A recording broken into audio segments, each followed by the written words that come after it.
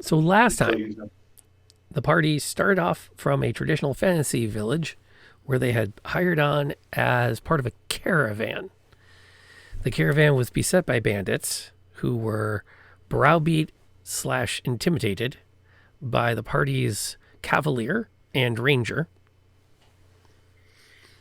I was just there. Oh, I'm sure the angry-looking dwarf with the bow was probably a factor in their decision. To be fair. Then the storms came. The wagons became, if I recall correctly, stuck in mud, and then beset on all sides by swarms of undead. You fought them back, retreated, and pursued the survivors into the mist, only to discover you had no way to know where they had gone. So, when you came out of the mists, you found yourself in a besieged town, fought your way through some zombies to a tavern, where you have holed up with the survivors. And that, if I recall correctly, is where we left off our last game. Does that sound about right? Yep, that does sound, accurate. Sure. All right. So that's where we begin our tale tonight. Let's see, what's making sure at least half of you. Hey, welcome aboard, Dante. And don't forget, channel points will help the party. I'll try to remember to keep an eye for that. So we have one reroll bank. We have one reroll bank thanks to Geeky Chick from last time, which is always a good thing. And I have not yet decided that I should. This is Gothic horror. I should flip it. The channel point should be for me to make rerolls. It should not be. Are we rolling that good?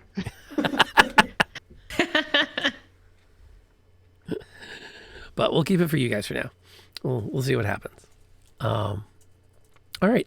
So as you take in where you are, the question then comes to the party. What is your priority? What are you trying to assess first? What do you want to know about the environment in which you are?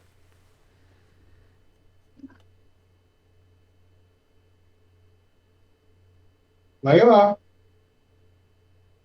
This is like a tavern, right? I'll be right back. I apologize. No problem. We won't go far. Oh, hey, cool. So, Dante is staying up super late. He is on the other side of the pond. So it's pushing midnight for him, and he's hanging out with us tonight. The idiot. Awesome.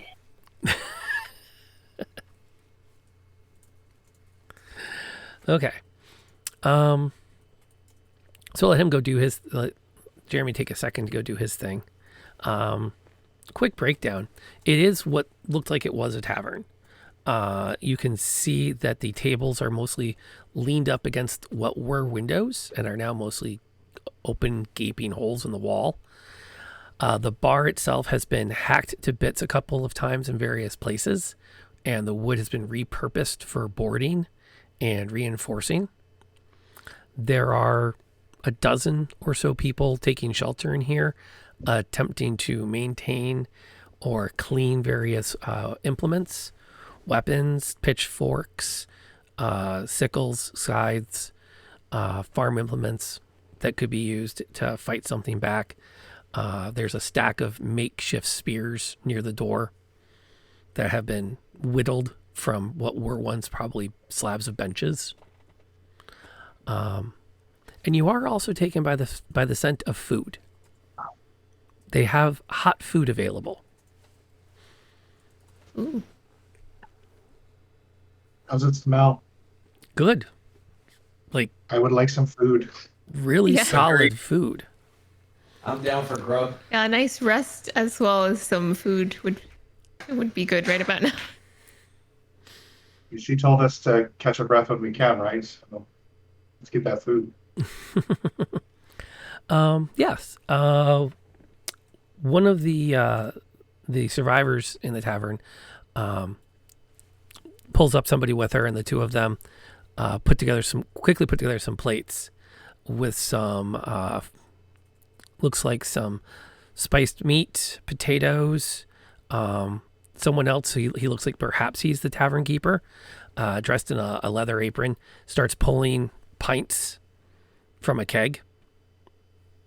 That's what I'm talking about. And they're not, no one really talks to you yet. They're all seeming to kind of take in the fact that they don't know who you are. They're not sure what to do with this, but they're happy to share their meal with you. Before we eat, I forgot. How's the guy that was tackled to the ground? Is he all right? Of the 3 people that you came through the door with, one of them has passed from his injuries. The other one is not in good shape. He's being tended to by a woman in black robes who is saying prayers over him. And then there's the girl with the shock white hair who is currently cleaning her blade and trying to make like a judgment as to where she's at with all of this too. She's eyeing you with concern, and she's the one who made the comment that ended our last session.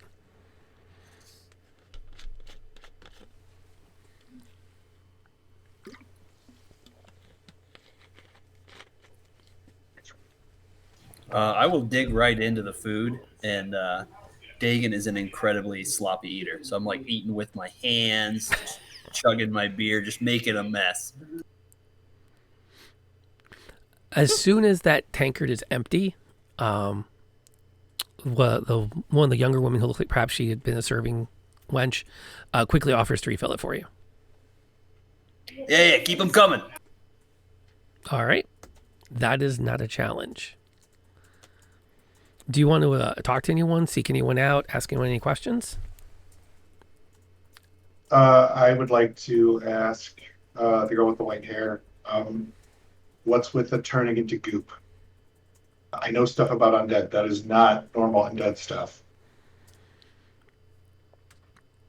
She eyes over you and narrows when she looks.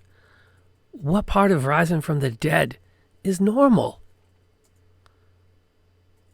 It may be supernatural, but there's still some nature to it, if that makes sense. It's all we know what they do. Do they do something different where you're from? Perhaps they leap back up again and attack even more? There. Pardon? It depends how much you smush them. I would like to ask, like, how long has this been going on? She kind of glances around. They've been attacking 18 months now. Holy crap. I think. Was there anything unusual that preceded, this happening? She draws a deep breath. We have been plagued for some time with other difficulties. I'm not sure I'm the one who should explain more. Plus, we have more pressing concerns. You have wounded. We should be tending to that. All right. Well, let's see. Let's take count of who's wounded and who needs getting mended and all that good stuff. Okay. The woman in black robes works her way over to you and offers to tend to your cavalier's wounds. Good outfits. She introduces herself as, let me find my notes. I wrote this down. Where did I? Not that it matters. Sister Bridget. And she actually engages Azteki as he's dressed in very good armor and has a symbol blazoned on his shield. She asks him, "Do you follow the light?"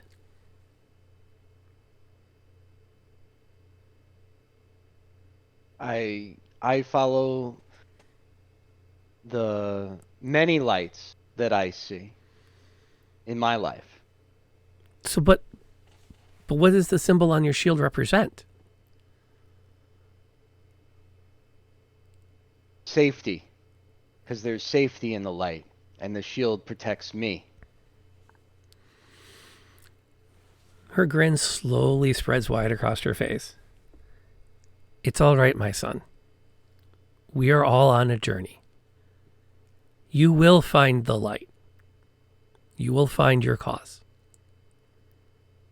And for a moment, you actually get a sense that your training thus far has been on martial arts. It's been on the shield. It's been on the blade.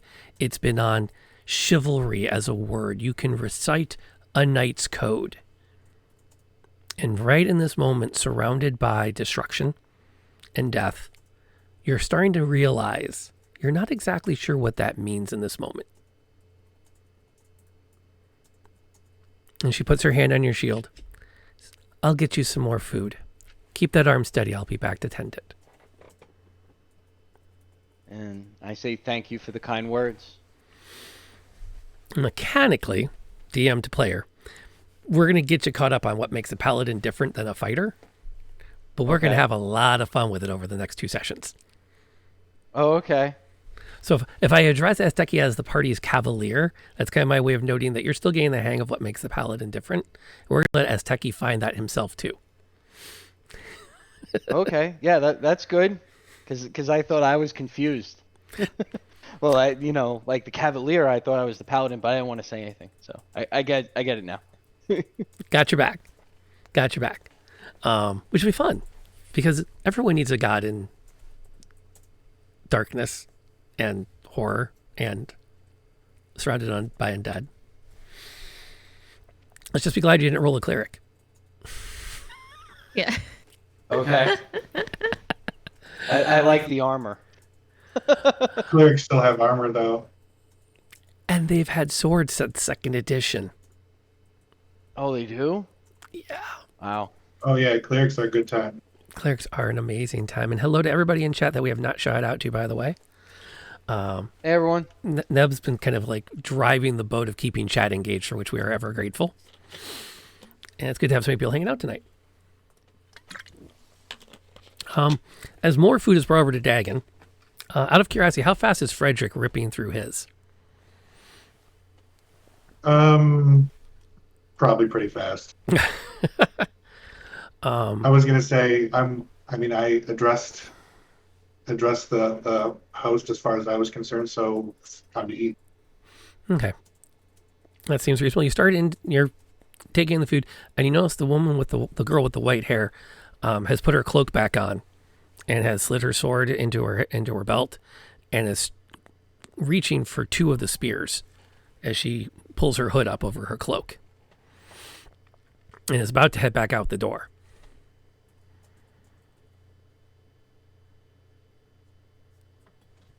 Where are you going? We don't have time to sit. And she kind of shakes her head. They've taken over the smithy, and if we can't retake it, we won't be able to maintain our weapons. I'm going. Well, then let's go. You're not going to do it yourself. And the barkeep speaks up at this. Listen to the little one. You can't take it by yourself. I'm not even sure that in their shape he could help you either. Stay here till first light. Rest up. I agree. I think we should rest. Get our energy back. Prepare for the next day. And she glances around the party. I'm not asking any of you to come with me. I can handle this. We're just offering to help.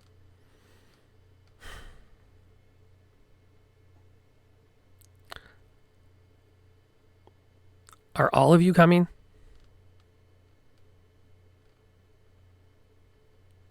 I don't know if all of us should go or some should stay. Like have maybe 2 of us go, 2 of us stay. Should we split up? Should we stay together? I don't know.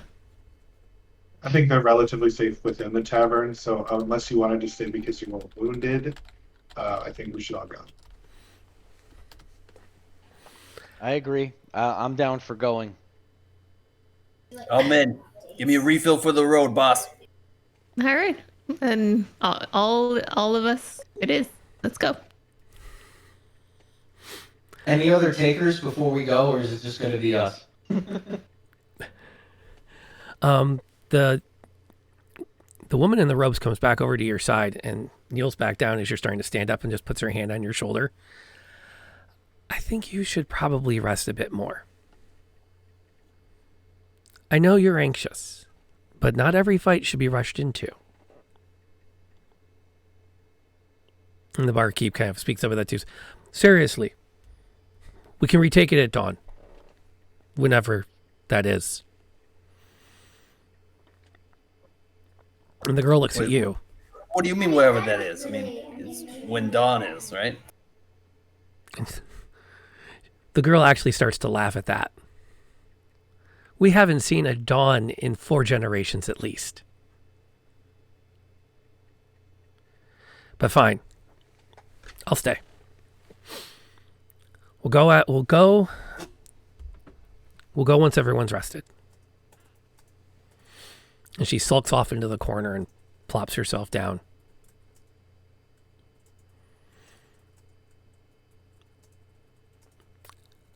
I gotta have anyone take a look at you. Oh, I was gonna say maybe one of us should go talk to her. Because she definitely took at least one hit during the fighting. We saw it.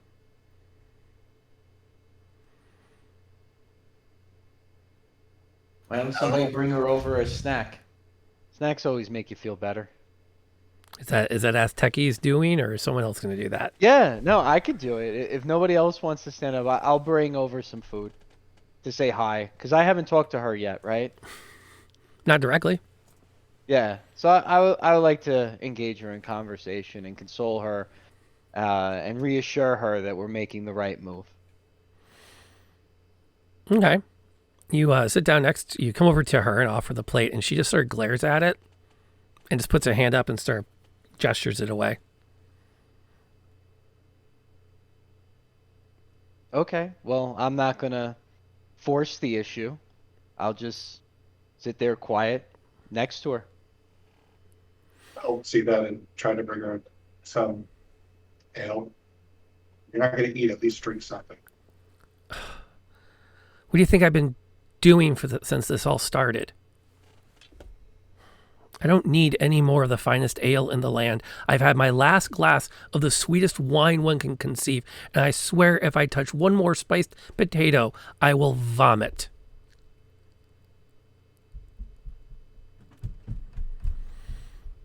Just... Jeez. You guys got some real problems here. I'm sure we can find you a plain potato if you really want.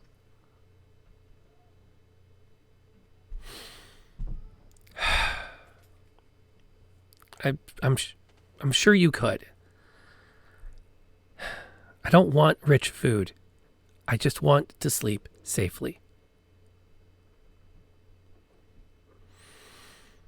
Well, tonight you can rest assured that you will sleep safe. You know, we're here.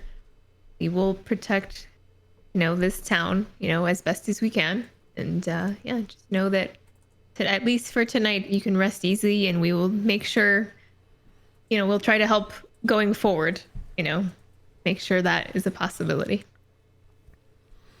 She nods. I appreciate the offer to help. And to be fair, taking the smithy is going to be hard. It's the first time we've lost a major building in town. And it wasn't easy. I feel like we're about to lose everything. And I'm just so tired of everything else. But please, you should enjoy what we have. To be fair, this will be the finest ale I think you'll ever find. And you... And we great... Oh, sorry, go ahead. And you, my lady, you should partake the wine. Oh, well, we greatly appreciate your hospitality, and we know that you have all been through very hard times, and just know that that brighter days will, will come. Brighter days are ahead, and we hope we can see you get there. But for now, let's take tonight, rest, and prepare to take that blacksmith tomorrow. She nods, and the woman in the robes brings over a blanket, which is tattered and dirty.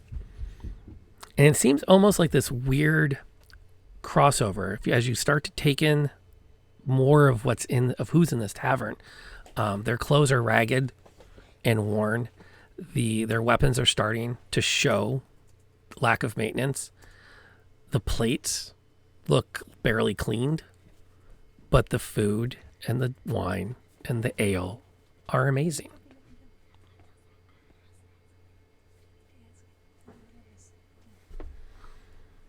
Uh-oh. I sense a disturbance on that one. Something's not lining up then. If the food is wonderful and everybody's tattered in rags, where's the finest food coming from? I missed that before. I'm usually way more observant. Never had magic food, buddy?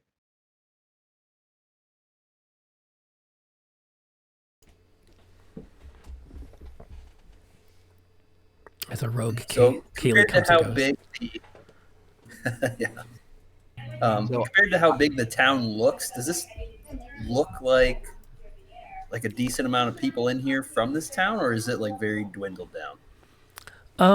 If this is all of town, this place has been like, this can't be everybody. This is probably a town of 1,000 Gotcha. at its fullest. You can inquire, but yeah, if this is everybody, this is not everybody. If that made sense. Yeah, and I We were will attacked for speak up. 18 months.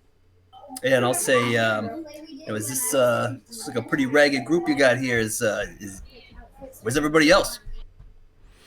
The woman in the robes who's still tending to Azteki looks over at you. Says, everyone holds up where they can. People are scattered. There are hunting lodges on the edges of the town that some have taken refuge in. Some have, the smithy for a while was considered a stronghold. They've scattered. We still, for at least the first 2 moons, we were able to maintain Sunday services, but that became too hard. So, and we found that it's easier in some cases to be spread about. Too many in one place is too great a target.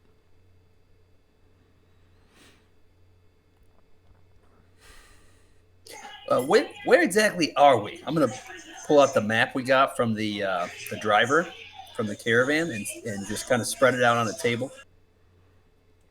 We were pretty sure the map was not correct. So we looked at it. Yeah, but I just want to ask, like, the local people, like, compared to this, where do they think we are? Even if it's not on the map, maybe they recognize where we were.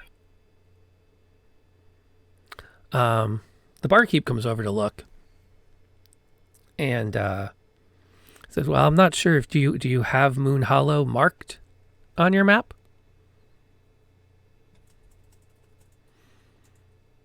Because I don't recognize any landmarks off that.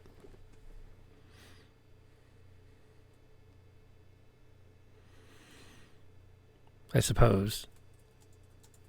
I mean, I'm sure there's a map somewhere. And go ahead. I mean, is it marked on the map? We just saw like the mountain. No, you're off. You're off the maps.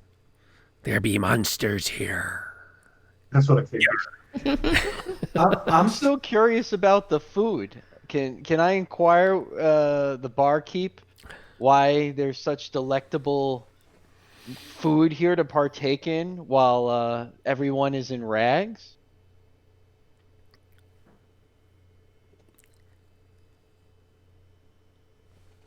He takes a long thought. We have done a good job of stocking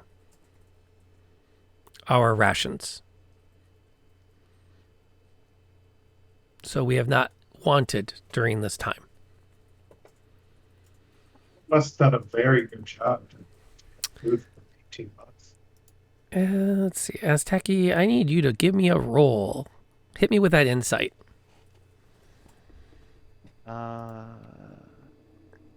Insight. What's that? That's under your skills. No, I mean I rolled B. You rolled- B is for best. You rolled B? Oh! That's what it said. Oh, that's going to be interesting. Hang on. I don't have my results in front of me to look. B is a natural 20, I believe.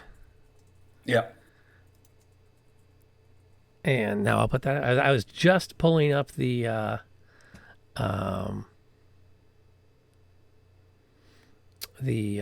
roll 20s. I'm Bing. gonna have to change it to make me re-roll because I roll 20s. Well, here's the bad news. The jig is up. You didn't have to roll that hard to know that he's Okay. lying to you. Oh, okay. Like there is nothing truthful in that statement. Okay. Well, Whatsoever. I Neither. stop eating the food. And I suggest everyone else stops eating the food. And take note, who seems to be in charge? Is the barkeep the one in charge? It would be a toss up between the girl and the barkeep. The barkeep everyone seems to be kind of following his lead, but she's the one who seems to be the most like of a commanding presence. He's more keeping the peace. And she's not eating the food. True. Eh? Anybody else connecting any dots here? Yeah, I'm also probably just finishing my second plate. I mean, but it tastes so good. Come on.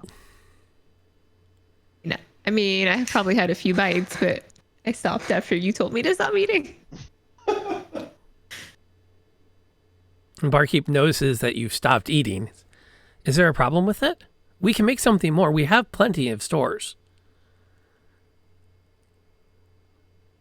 You know, I'm a bit of a chef myself. You mind if you show me where you keep all this? Maybe I can whip something up special. And he kind of glances at his wife, and she glances back, and she just turns around and grabs a broom. And he kind of turns to you. Well, you know, a barkeep's kitchen is his space.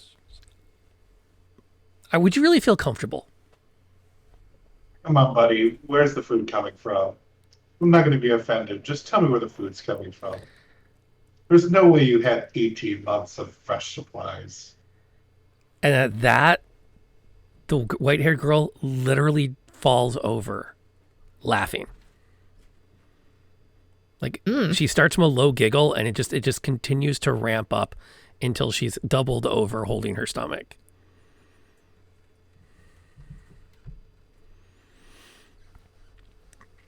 And the barkeep. Why are you laughing? She shakes her. Let them tell you. I've had my fill of our curse. What is this curse that she speaks of? The barkeep. I'll show you. And he walks back into the storeroom behind the bar.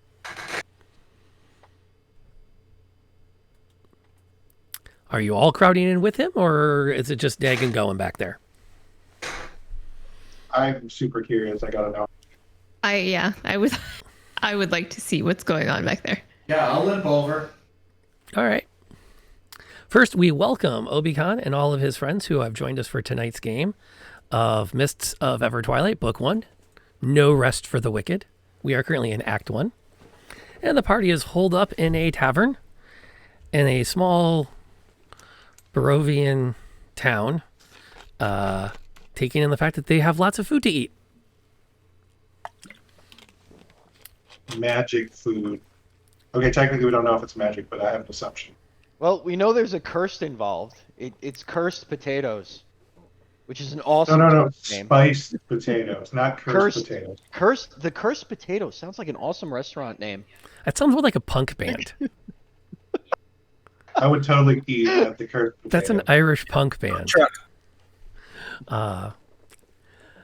You follow him back into the storeroom, and it is not really a space meant for 5 people to be standing. There's room for 1 or 2 people to cook at most, so it's a little bit like, but this all the way to the ceiling, the shelves are stocked. All on the floor are literally sacks of potatoes, sacks of grains. The shelves have boxes that are practically overflowing with fruits, freshly picked vegetables, salted meats. There's a section where there's a box with a block of ice above it and drainage down around it. And he opens the door to show you fresh cuts of meat hanging inside. It's what we need. It's always what we need. So the curse is providing them with all this wonderful food that they could ever need, but they can't. But they can't eat it. Well, they can't enjoy it, I guess, because of their. I don't know. What's the curse? What is the? I mean, that's the curse, right? They have this wonderful food, but what is the deal with the food? I There's don't no think it's deal. to deal with the food. I think it's to deal with the, never-ending night and the hordes of zombies. The hordes of zombies. Yes, yes. Right. Yeah, they can't really enjoy this wonderful food because of all that's going on. Oh, I got a thing. Give me 1 second. What kind of meat? Meat and taters. I don't.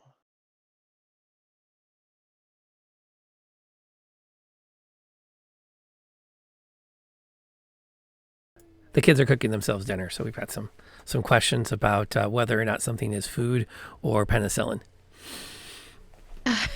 Is it cursed food? Is it boundless food? Never-ending supplies of food, and they're not. Don't do. Yeah. Oh, okay. But he says the food is plentiful and always will be. Those kegs, we haven't had to change them since this all began. Same for the cask of wine.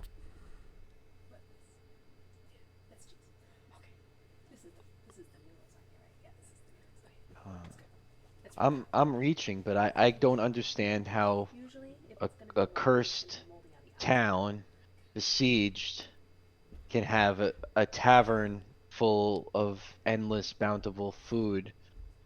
I'm not connecting the dots on this one.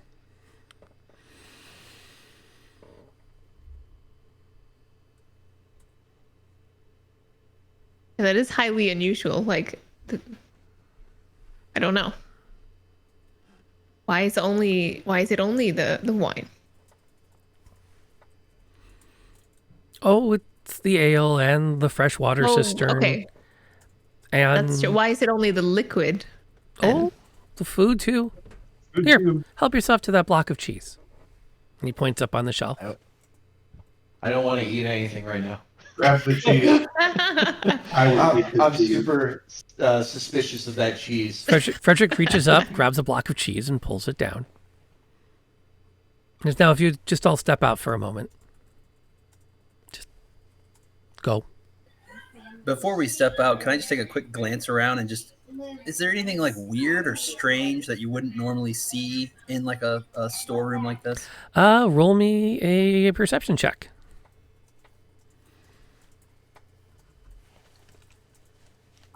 I know what you're looking for, man. This is a pretty good cheese.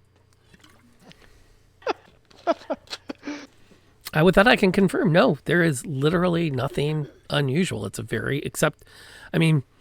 except for the fact that it's like the best stocked tavern you have ever seen in your life. It's like if you were to go on, dungeons, dives, and drive-ins, this place would be featured. That's a thing. He uses a dragon to get around. It's really cool. My But favorite show. yeah, he Yep. kind of ushers you out, and then as soon as you've all cleared the doorway, he turns around and points to the shelf where Frederick pulled the cheese from. And there's no missing block of cheese. It's as I though, confirm the other block is still in my hand. oh yeah, Oh, it instantly like replenishes. But why? Magic. as she said, 'tis the curse. I know, but why does it instantly replenish instead of like over time? Like, it's interesting. What if we're really hungry for cheese? Infinite food can only Only be. be a curse if you can't eat it and nobody's eating it. Maybe they're tired of eating it.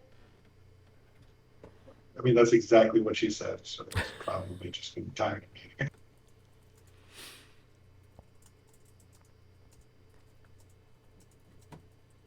Is that?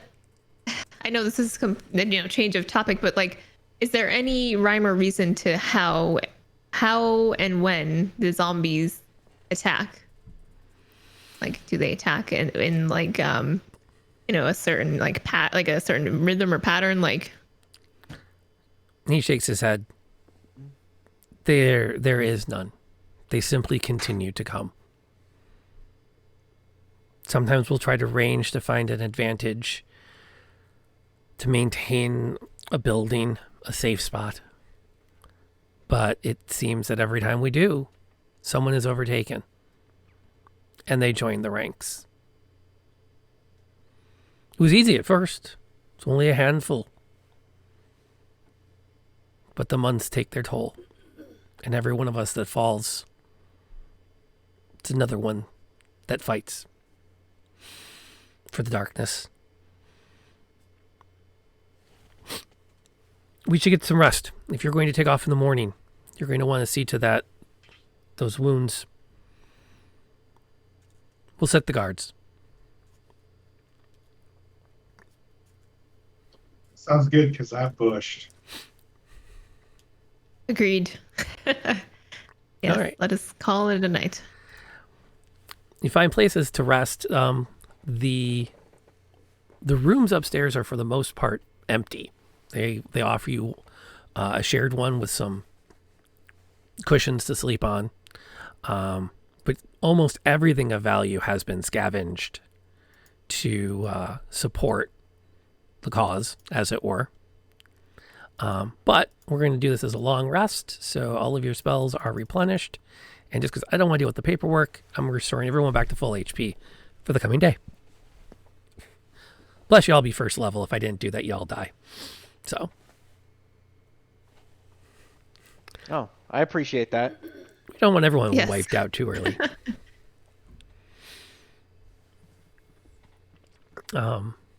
You're woken sometime later. And it's one of the girls that had been helping provide food. And she's come up to the room with plates of fried eggs, sausages, toasted sweetbreads, sticky buns, which I recall correctly is a particular. That is a How favorite. did they Yes. know? Yes. And you got endless amounts of these? Jeesh. Oh my gosh, I may stay here forever. I still think the food is super sus. I'm voting the seriously, sweet rolls With off. his mouth full, like, and his hands covered in sugar. It doesn't taste super shut. Yeah, I'm the same. I'm shoving them in, and with my other hand, I'm pocketing some extra ones. Yes, agreed. The one thing that catches you, that you notice the most, is that nothing looks Dawn-esque about the current moment. There's no sun coming through the boarded up, even through the cracks in the boarded up windows. There are no birds, not even carrion birds from the cities or the swallows that you would normally hear.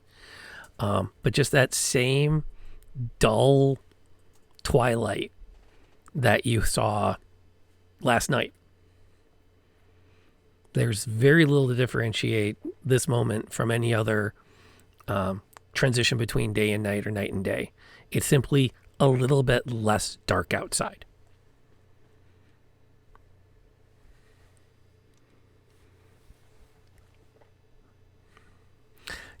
You come down the stairs, and the girl is waiting for you at the door. She's got her arms crossed, and she looks she looks anxious. She wants to get out and do something. What's everyone's plan before you leave? What's everyone want to do before you embark out into the morning? I'm going to suggest that she lead us there, and then I can scout around it. Cities are my thing, and I know stuff about undead. Arguably not stuff about this undead, so maybe she can tell me stuff if I relay information.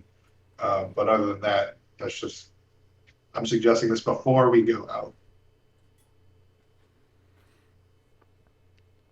Yeah, are there windows in the upstairs rooms that look out? Right. Yeah.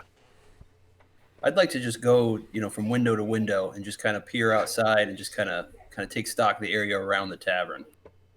Okay. The tavern's located, from what you know about the cities, it is a good first stop into town. It probably, in the town's heyday, was built to be that welcome to town location. Your first place to put your boots up off the road, your last place before you travel out for a long journey. There is an attached stables, or were stables at one time. No sign of horses.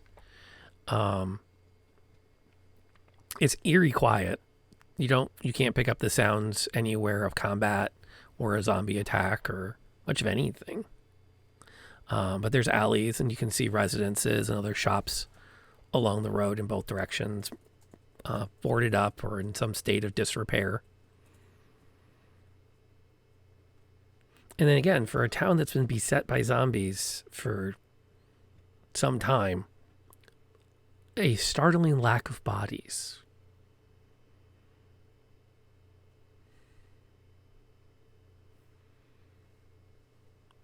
What else are you doing? Oh, you have the bush chief there. Okay, one more time.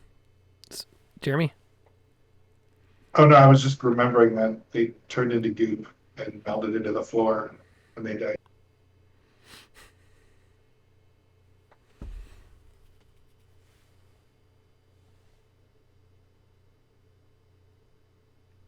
What else? Is anyone else going to inquire about anything before you set out? So all the bodies are gone then, the ones that were on the floor. Dead bodies, yes. So they must have all turned into undead, right? Yeah. Uh-huh. Okay. Okay. Well, since I skipped breakfast, I would like to ask the barkeep for some hot water so I can make some coffee. And maybe some tea. Oh, yes. Can I bring that stuff? Yeah, oh, yeah, you totally would have. A gentleman of your stature travel without tea and or coffee? Yes. Perish the thought. Okay, and can I offer my own tea and coffee to the girl? Will she take in food that's not of hers? Oh, like outside food? yeah, because that's my coffee. It's the best. Is she a coffee It's drinker? the best coffee. That's it. I offer. Are you a coffee drinker? She has not. This will be a novel experience for her, but she'll drink your brown tea, heavy tea, whatever you're making with that thing that you pour the hot water through. Hey, coffee is not the easiest thing to make on the fly. It's not tea. You don't dunk it in stuff. No, it's true. Yeah, you have to grind the beans. I got my grinder. filter. I got You my gotta filter sieve. I gotta do the French press thing. I'm like Starbucks. It's a process. No, I would be the one making Well, tea. This pleases me, and I am now ready for the day. I'll ask the girl with the white hair. Say, with all the hullabaloo, I didn't get your name. I'm Dagan, and I'll reach out to shake her hand. She's kind of torn with the attention between you and the Cavalier. She shakes your hand. Misha is what I go by. Well, it's a pleasure. To meet you. Instead of to meet you. Yes, to meet you. and I am Samara.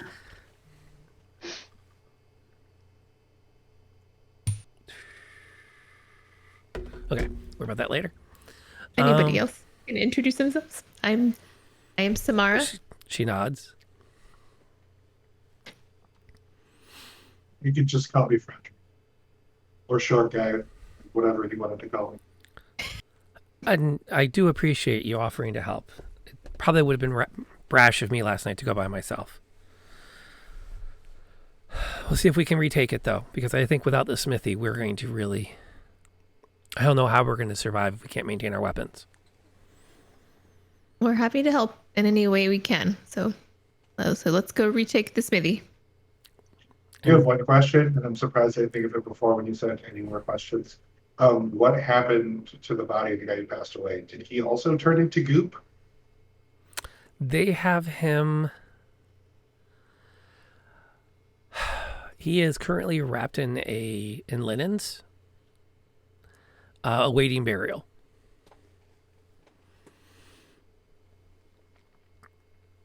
And as you kind of like inquire what happened to him, Misha gets this really concerned look.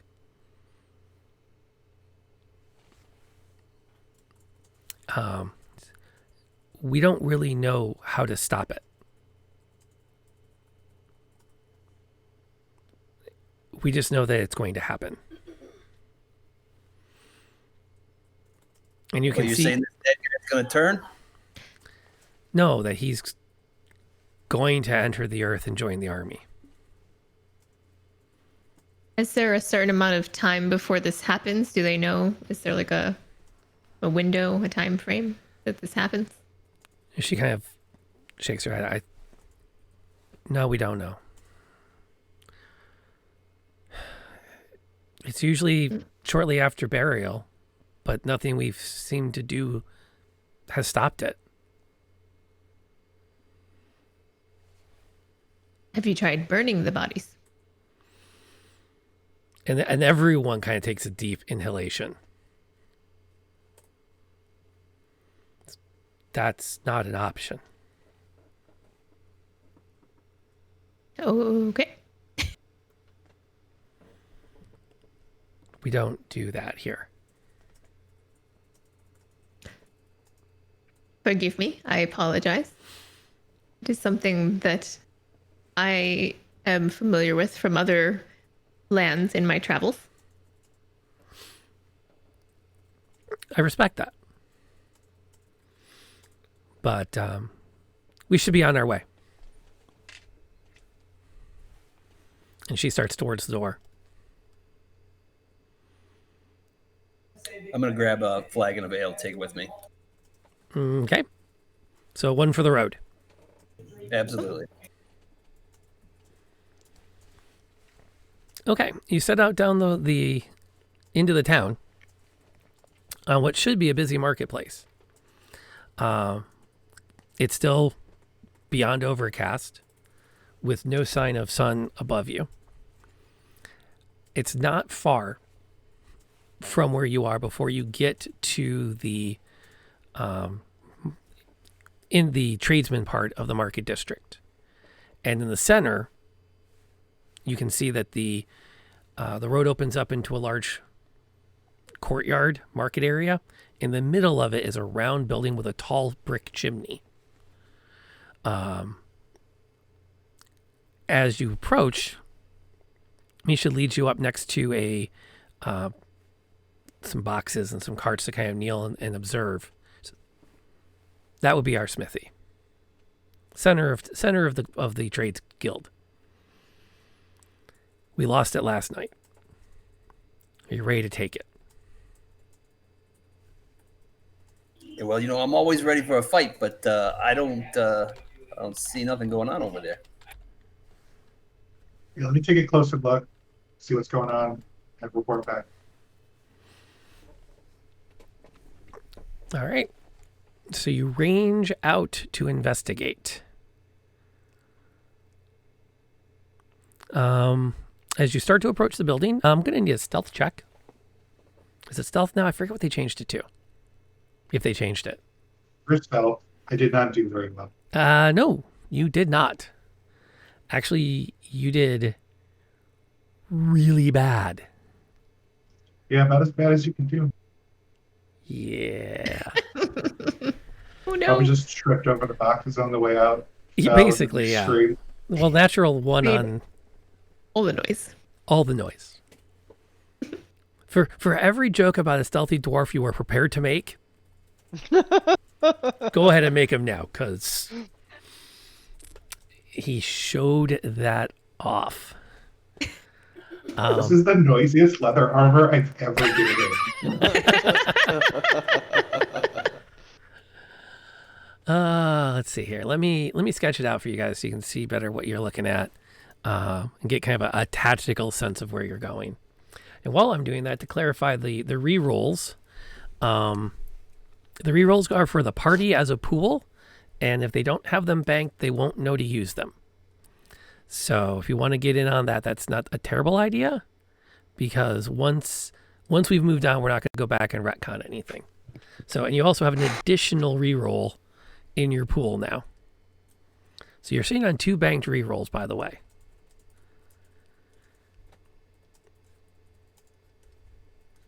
Okay, so let me kind of give you a rough view of this. And some alleys are going to come off these. And so I'll put that in there. So there's an alley there, there's an alley there. And then this would be, I'll clean this up more later, but there would be the bulk of the smithy. Smack dab in the middle. And then there's a market stalls are on this side.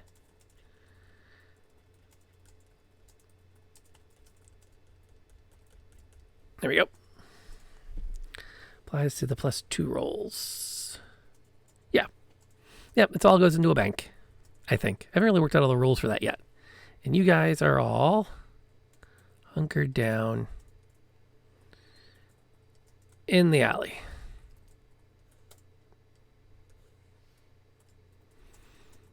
And then I'll put blink.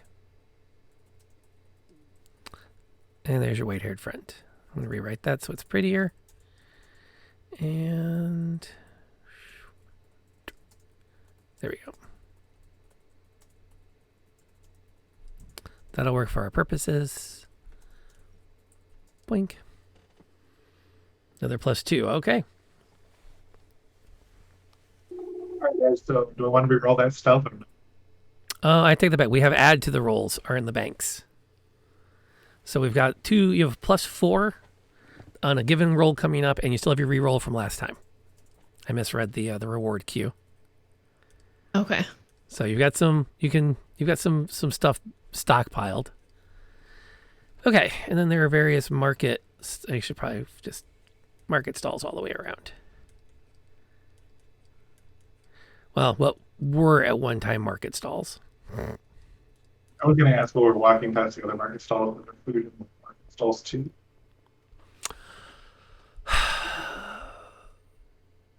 Yes. A handful of the stalls do feature food items, and they are fully stocked.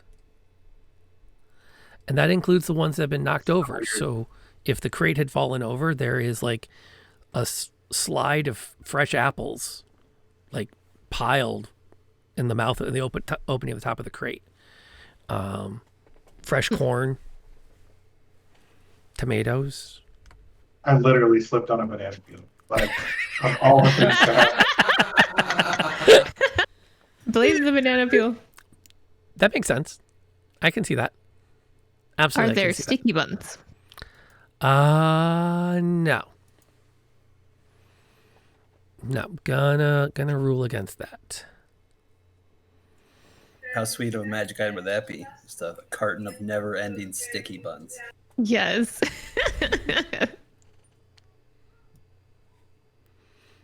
Okay, let's see. Let me close that out. Let me get these. Not that this is relevant yet. Okay, so what you can see as you do your ranging, after you pick yourself up from the banana peel, I'm going to come back to the map here for a quick second. Then I'm going to shuffle it out of the way because I think we got a pretty good feel for where everything is located. Nope. Let's see. 3. Okay. There's actually not a lot here. For good or bad. Let me get a different color so it'll pop a bit. So, 1 zombie. 2 zombies. 3 zombies. And a mangy dog is sleeping. And he is curled up right there.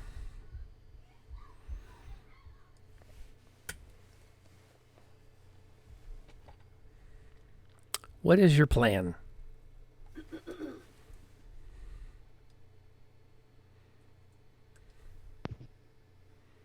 I would like to play Protect the Mage. Not because I care, but last time we lost her right off the bat. Well, good night, Dante. Thanks for hanging out tonight. Sorry to see you go, and thank you for the subscription. Enjoy the shiny emote while you have it. But I also will concur that we did lose the mage early in the last fight, so there's a certain amount of keep somebody between the wizard and the bad guy. Yeah. That is a viable strategy. I support this. I will stay further back this time. Okay.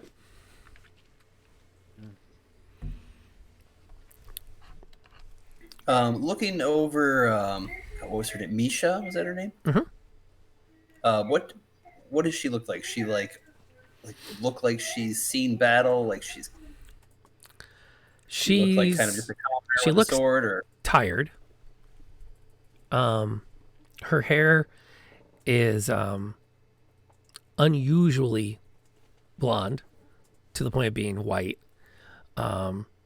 She looks like she's definitely seen battles. She's got some nicks here and there, some scars. She walks with her blade in a way that she seems to have grown up with it. She probably would be around, you're guessing, somewhere between 16 and 19.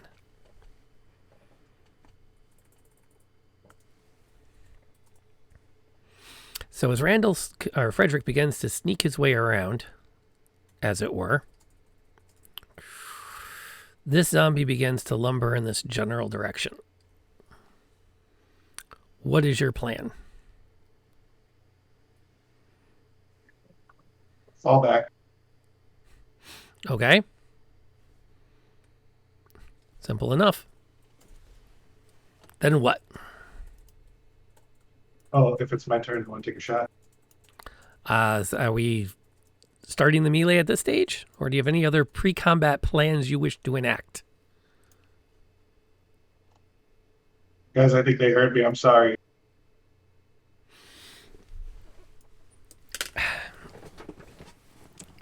There we go. There we go.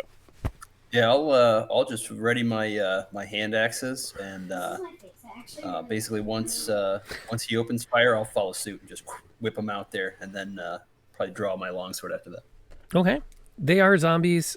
They have noticed you, but they're not exactly moving with any alacrity at this stage, as it's been a curious sound. So I will let you guys take your first round of combat as a surprise round, which seems appropriate.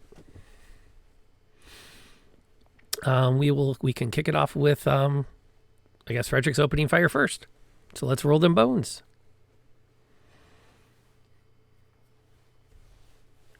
And I'll put away the sketch pad for now.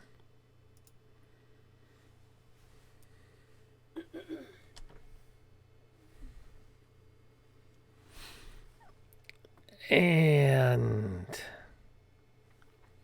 that's the zombie lumbering towards you, I presume? Yes. Okay, no problem. He takes a hit.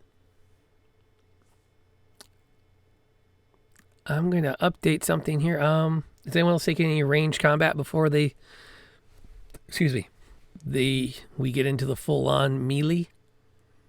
Yeah, I'll throw my hand axes. Okay. And I will cast a spell. All right. Click the buttons and make the stuff happen. Okay. So the hand axes come flying up from Dagon. That's definitely going to hit, so give me a damage. Ooh. Second one's really going to hit. Jeez. I'm a monster.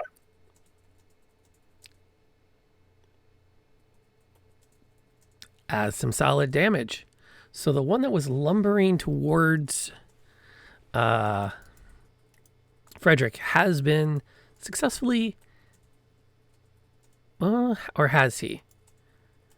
Let's see. He takes the axes, staggers, is about to drop, gets hit with the fireball, and then we...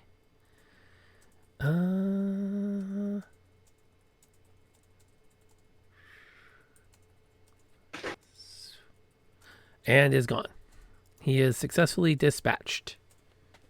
Out of curiosity, do you guys nice. have do you see the zombies on your initiative tracker? Yes. Yes. Okay, I have to reset the output on the channel here real quick because it's not showing up. Go ahead and roll your initiative.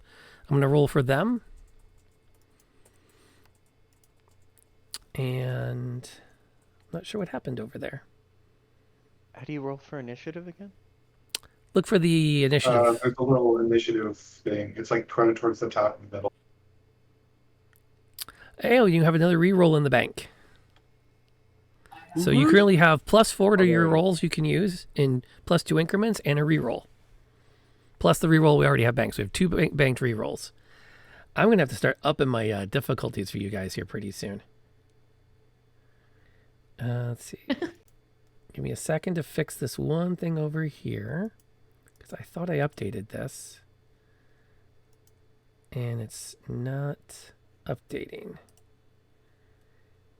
Boom. There it goes. Nope.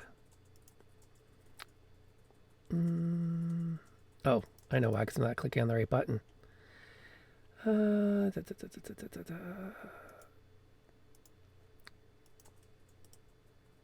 then I'll get everything updated. We can get off and running. Let's try that. That looks better.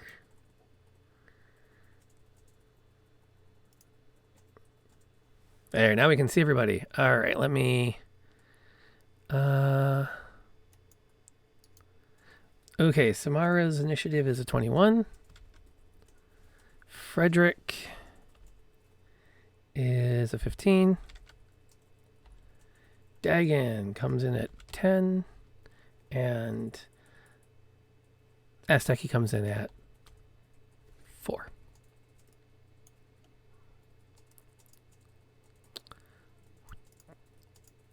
There we go. Oh, wait. I didn't roll my initiative. Oh, nope, you didn't. Give it a quick roll and I'll I did update not. it. I saw your 6 there. Went, okay. All right, that's just going to move you to there in the initiative track. I think that looks correct.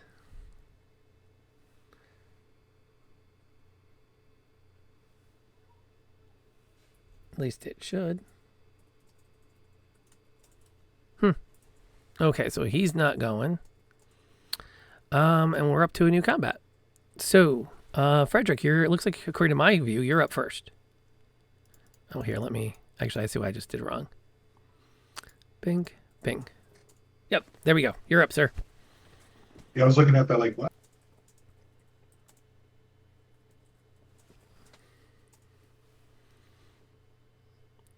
Had to kick a few things around there. So, what's your plan? Oh, sorry, I shoot. All right, you pull back, and Yeah, the other one that we could see, right? This one right here. okay, the one that's kind of climbing over the stall to come towards you. Yes, okay. I wasn't sure which one we had shot. The one who saw me initially. Okay, he's coming, and the dog has also started to notice you guys there. Oh, can I shoot the dog? You can shoot the dog. Is that where you would I do prefer to put not- your shot? Yes, please. I don't like zombie dog. What makes you think it's a zombie dog? I was gonna say, what if it's not a zombie dog? What if it's there to help? Oh, you know what? It's a mangy dog, not a zombie dog. I apologize. Freddie, what have you done? Okay, so where is this arrow going, dude? Make a decision. Can I make a quick wisdom check to see if it's an undead? In the Is heat it of my- battle? Sure, you can roll a Well, quick. I got a favorite enemy undead. Fair enough, roll it. I'll just modify the DC for the fact that it's in the heat of battle. It's true, but I have advantage, right? Save me. As we all watch with bated breath. Bink. Yeah, that's a zombie dog. Okay, I'm pretty sure that's a zombie dog. Shoots the zombie dog. It shoots a zombie dog. Let's see. And now going back, looking up here, your hit was a 19. That is definitely going to hit. So you let loose an arrow, which latches in the shoulder of the dog as it starts to pick up speed, charging towards you. Dagon, you're up. I feel bad because I don't think anybody else knows it's a zombie dog. Everyone's like, what? Of all these things, he shoots the dog.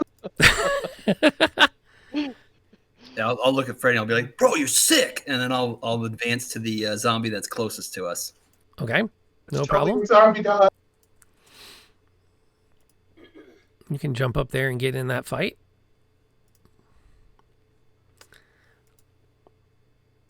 I'm going to attack it with the long sword.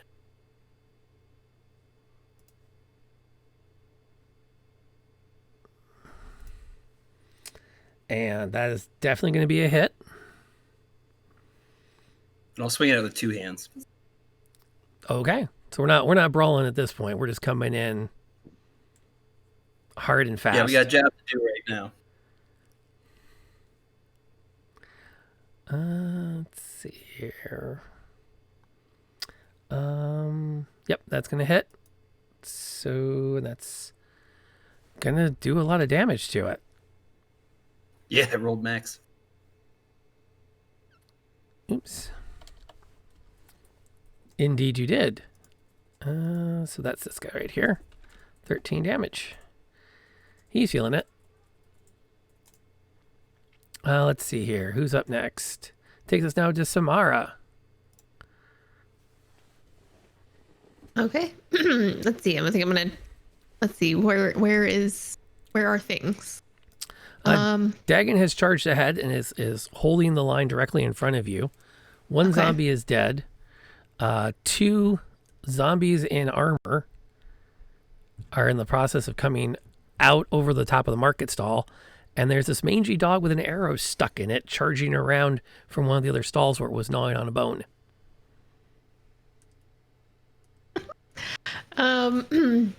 Let's see. Guys, it's totally a zombie dog. It's not just a dog. I promise. All right, fair enough. And I take your word that it's not a normal dog. Let's see.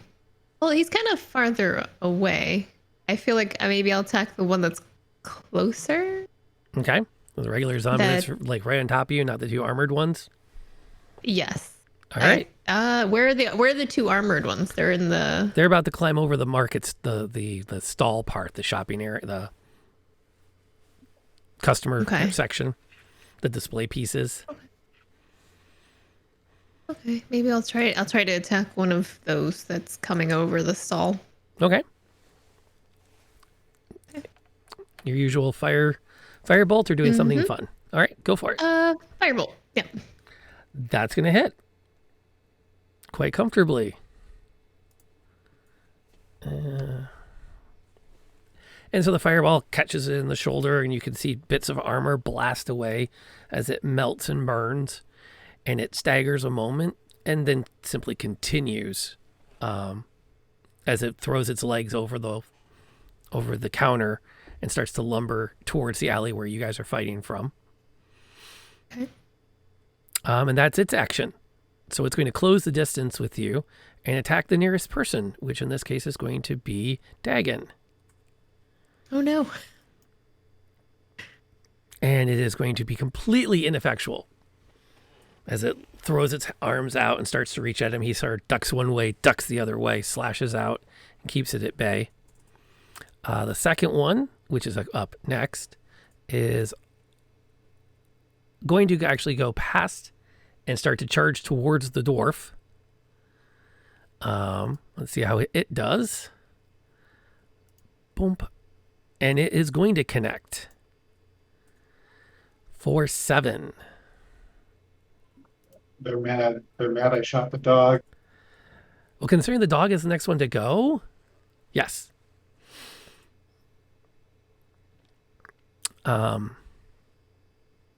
It comes flying around. Well, not really flying. I mean, it's moving pretty fast for an undead.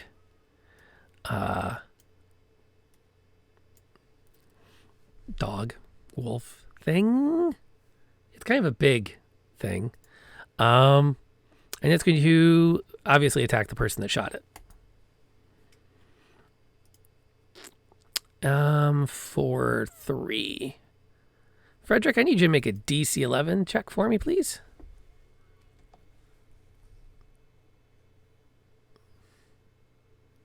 Do I just roll a die? I'm sorry, a strength check. Oh, strength check. Okay. What's your bonus on? You had a 17. What's your strength bonus? It's 2. It's the same. Okay, we're gonna go with your first one then. Save you having to burn that the reroll with the official strength save. Legit. Yep, and you keep your feet under you.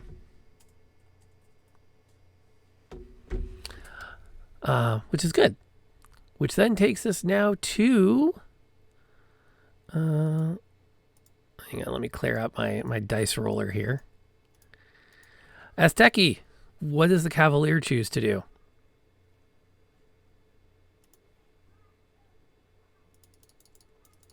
So there's a bloodied zombie next coming up in the queue.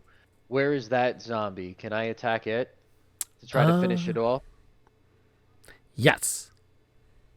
I think that's the move to go with. I'll try to finish off that zombie. Okay.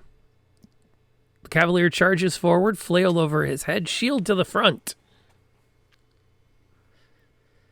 He lets out a blood-curdling scream of valor. And rolls. Okay, rolling.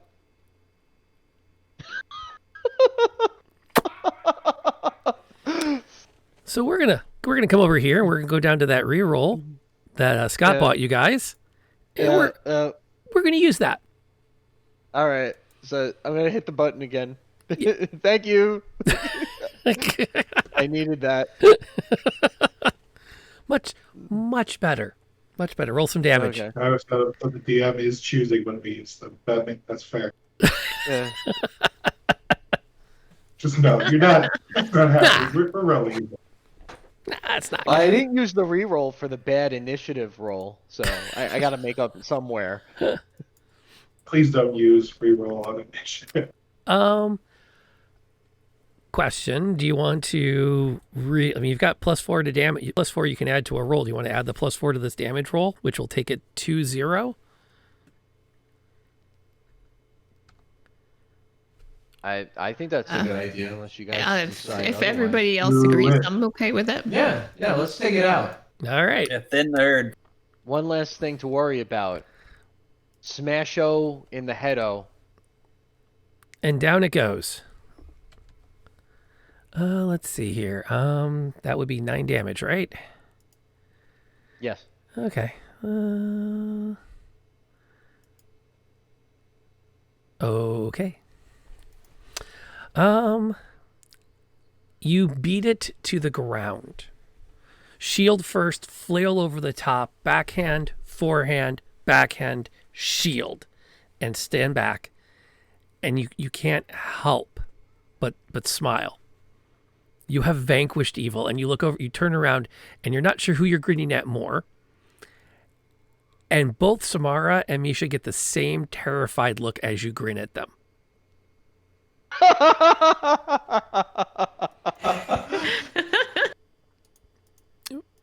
And then you feel your shield being pulled down by the zombie you just beat into submission as it pulls itself back up again. That is not fair at all.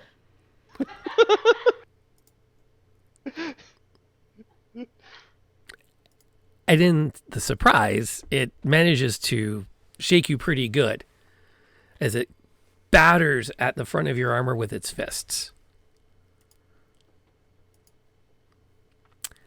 Misha, for her part, charges forward to your side. And Yay, Misha. does she actually... Oh, that's not the right thing. Let's try that again, Osterman. That was that. There she is. There we go. Yep, she still connects, and she puts it down. And wow. Okay. It rises back up as she continues to pound away, shoulder to shoulder with you. She's lashing out with her blade, and it's not staying down.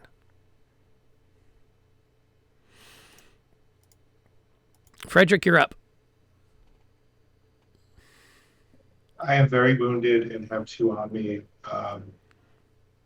I don't want to fall back to the mage because that's not good. I'm going to tell people that I'm not doing very good. And short sword set the dog. I don't know what else to do at this point. Go for it. It's a good move.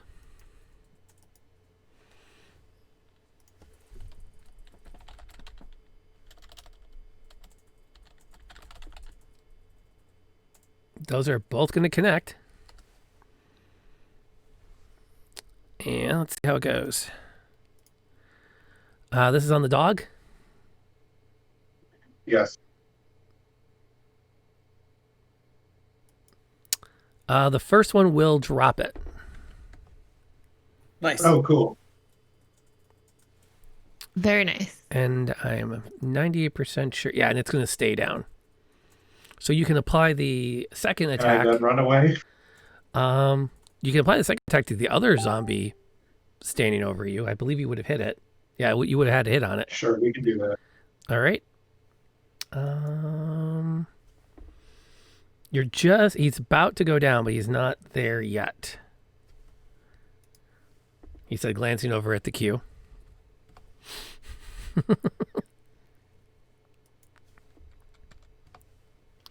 Okay, that then takes us to Dagon. You're up. All right, I will attempt to pommel strike the one that keeps getting back up and just be like, "Stay dead!" And then with my offhand attack, I'll try to just lash out and punch at the other one with the armor next to me. Okay, give me your first attack roll. Please kill the one on me. That'll hit. I am literally going to die. That'll damage it. How much? 6, 11. And that kept it down. Finally. Noise. So Good job. out. Cry boys for life. And then you turn around and you punch the other one. And its armor is not the easiest to punch through. This would have been much easier if they weren't wearing armor, which summarizes a lot of combat. Samara, what you doing? So, all right. So, is there anybody currently being attacked by a zombie or in danger of being attacked? There's still two zombies wearing armor. One of them is kind of like engaged with Dagon. The other one is engaged with Frederick, and Frederick is like on one knee holding it back. Okay. Then we will attack the one that is on Frederick. Okay. Let's see. Is that one an armored one or was it an armored one or no? The only two left are the ones wearing armor. Okay, so it was okay. Let's see. I feel like maybe we want to do something a little extra to make sure it stays down.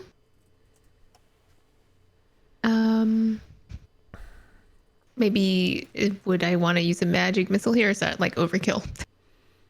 You can spread some fun around with magic missile. Yeah, you can have the whole combat, if you will, well.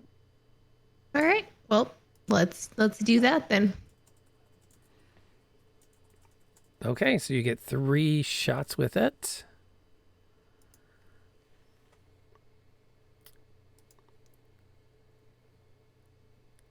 I'm just double checking, looking over your shoulder here real quick.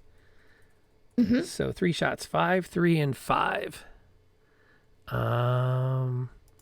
So you blow up the first one easily, and then do a pretty good amount of damage to the other guy. I'll put those I'll mark them. Okay. And I think I figured out a minor bug I'm going to repair when this combat is over. I think. Maybe not. Because that did just show over there, didn't it?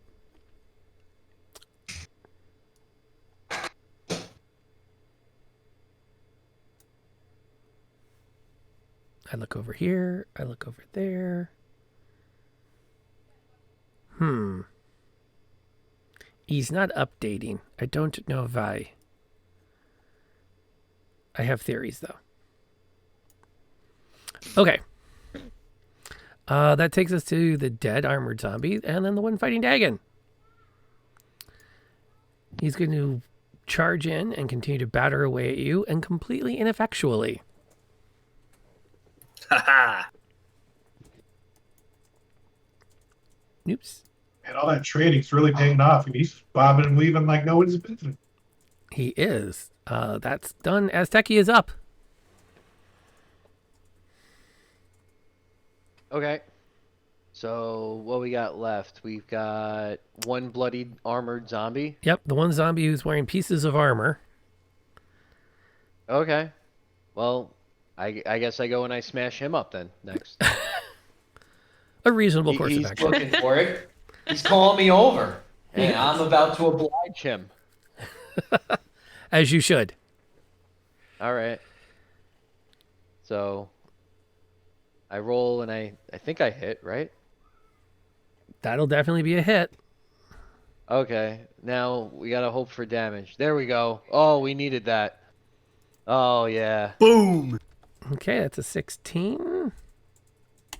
Hopefully he doesn't get up from that one. And you break it in half. Nice. You just literally, you can see where the chains from the chainmail in its back explode outwards from the impact of the Morning Star. And completely just, there's nothing left. As like half of zombie goes one way, half goes the other. And again, you're feeling good. Yeah. You vanquished evil, and Samara's got the grin. Dagon's looking good. Frederick's bleeding to death, and Misha's looking around, terrified again. Uh-oh. Oh no. Uh-oh. Shaz hasn't. I don't see. None of these are Shaz. What? Shaz, excuse me? Shaz, Yeah. Lady Shaz, Oh. she fell holding the smith.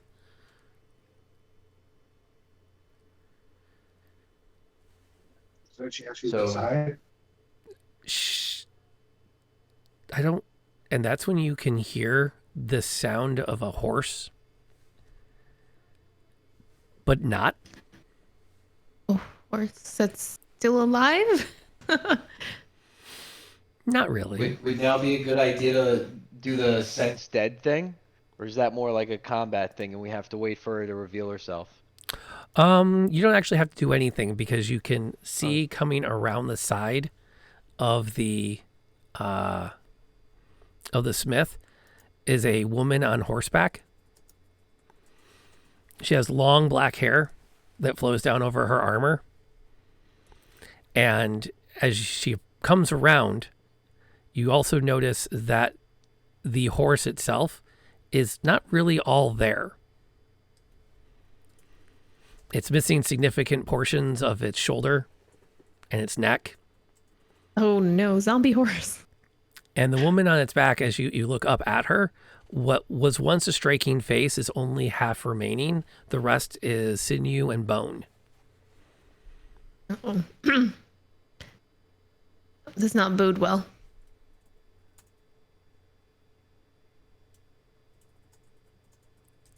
I should not have used black ink. I'd like to jump out and stand in front of Frederick. We'll make that green. Okay, so we're making a wall again. Essentially, I just want to make sure I'm between this horse rider and Frederick because I know he's in rough shape. Okay, fair enough. There's a moment pause where you can tell, is looking at Azteki. And she draws her sword, and she holds it up, and she levels it, and as the sword comes down, the horse begins to lunge forward. What are each of you doing, starting with Samara?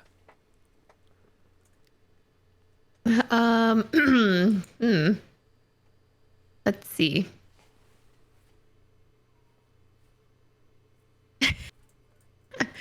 Other than panicking?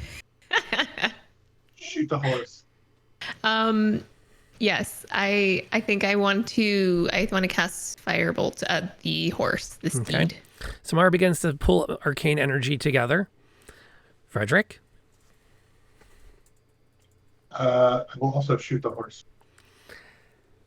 Dagon? I'll just grab my longsword in two hands and just kind of brace for impact and just swing wildly when it comes. Azteki? I am asking Nisha to try to reason with her friend as I cower behind my shield.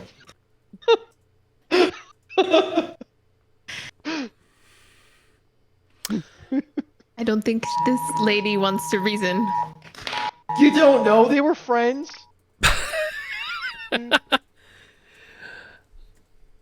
Kudos for trying to find a diplomatic situation when dealing with the undead. I deeply respect that decision. Hopefully you will live long enough to realize why it was probably not the best choice. Which is fair. Misha, for her part, is actually going to throw herself bodily against you. Like, she turns her back to you and, like, slams back into you, puts one hand in the back of your shield, and sets her sword across the top on the other side. And says, "Hold on, this is going to hurt." Okay, so we're forming like a phalanx type of thing. Well, that is, she plans to use you as cover. It's not the first time. All right, Samara, give me the attack roll if you haven't already. Oh, I did. Yes, You did. I did already. That's pretty. Is that the horse or the rider? That was the horse. That is the horse. Yes. You're going to kill the horse? I mean, at least she can't, charge on the horse. So I feel like it's a little bit better, All a right. little bit more fair playing ground. Frederick, give me the shot. Come on. Oh, Can I use that other reroll? You still have a banked reroll, yes. Much better.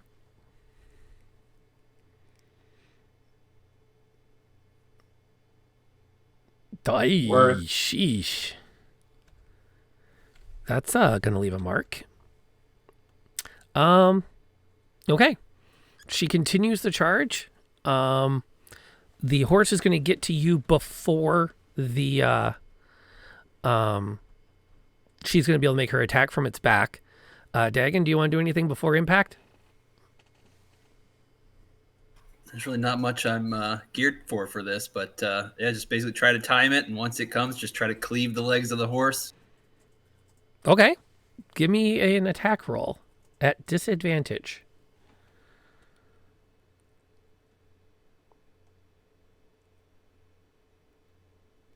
So let's just click it twice. And roll me some roll me some damage. That's a solid hit. Yeah, And solid damage. I'm liking this D&D Beyond. Now they say that, I'll probably start rolling like crap. Well, don't worry. I'm already adjusting the encounter difficulty to account for the fact you guys can't seem to miss. As the horse is about to impact on your shield, Dagon takes a step forward and just swings out with the longsword with both hands right at the knees of the horse and just slices right through bone and muscle and sends the horse down on top of Azteki and Misha as it crashes to the ground. The rider literally continues past it without losing a beat. So,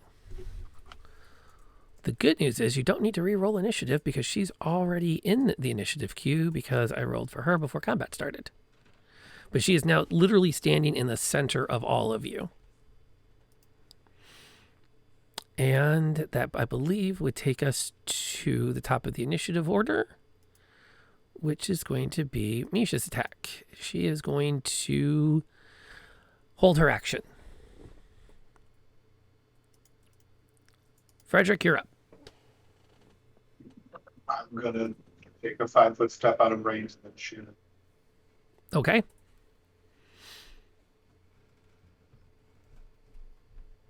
You fall back, loose an arrow. That is going to be a hit. It impacts in the back of her shoulder through her cape, and she just turns and snarls at you, or would if any air moved through her lungs. But her ire is not for you. She turns and instead brings her sword towards Dagon. And I believe is ineffectual in her assault upon him as she slashes down on either side of him in rapid succession. And he simply takes a step back from the attack and is free to So counter. like a butterfly. You're up, Dagon. Now we're chopping into this lady.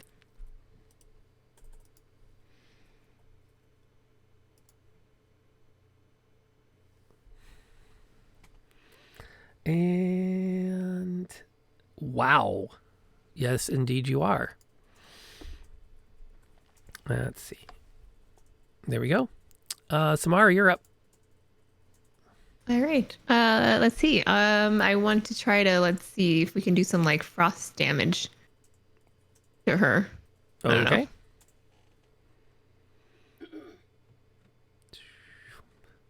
That's a solid hit with the Ray of Frost.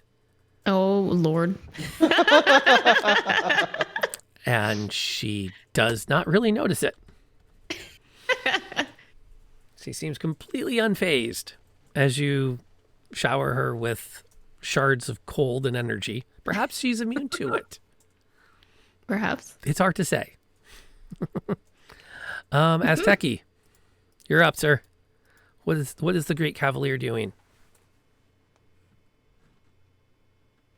Last I remember, I got ran over by a horse. Yes, you did. Am I okay? Do I shake that off? Oh yeah, you can pick yourself back up. Okay. I pick myself back up from the horse, and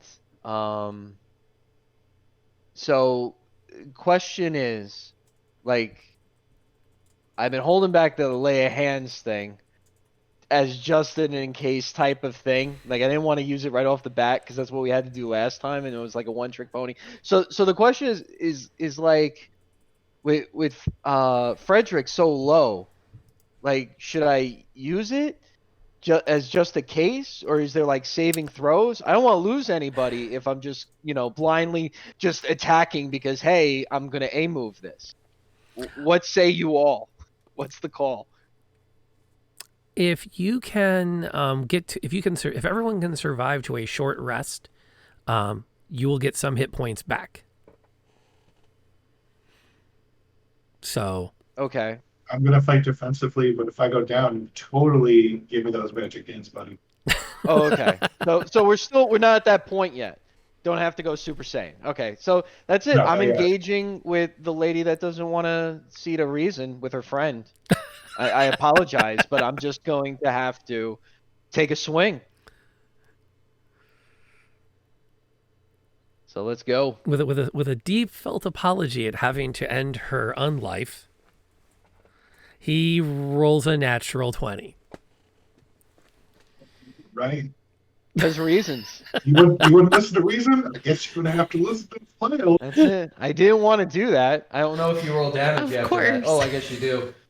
Okay. Of course. Ouch. Okay, well, let's see. She can Beautiful. That's actually beautiful. still make her check, but not with that. And she goes down again with bits of blood and gray matter and bone and armor and things that you didn't really appreciate that were inside the body. And that's the end of her. You all take a moment to breathe, and in that moment that you catch your breath, you can watch as the undead begin to sink into the cobblestones and flow down into the cracks between them. And even more disturbing, especially to Frederick, who's familiar with the undead, who are not supposed to do this, the armor goes with them. So the horse, saddlebags, the saddle blanket, the saddle, the bridle, the bit, the whole kit and caboodle Oh, wow. melts with the horse down into the cobblestones and the ground beneath them. Can I roll my knowledge of dead stuff to try to glean information about what's going on? Sure. That's a very reasonable thing to do.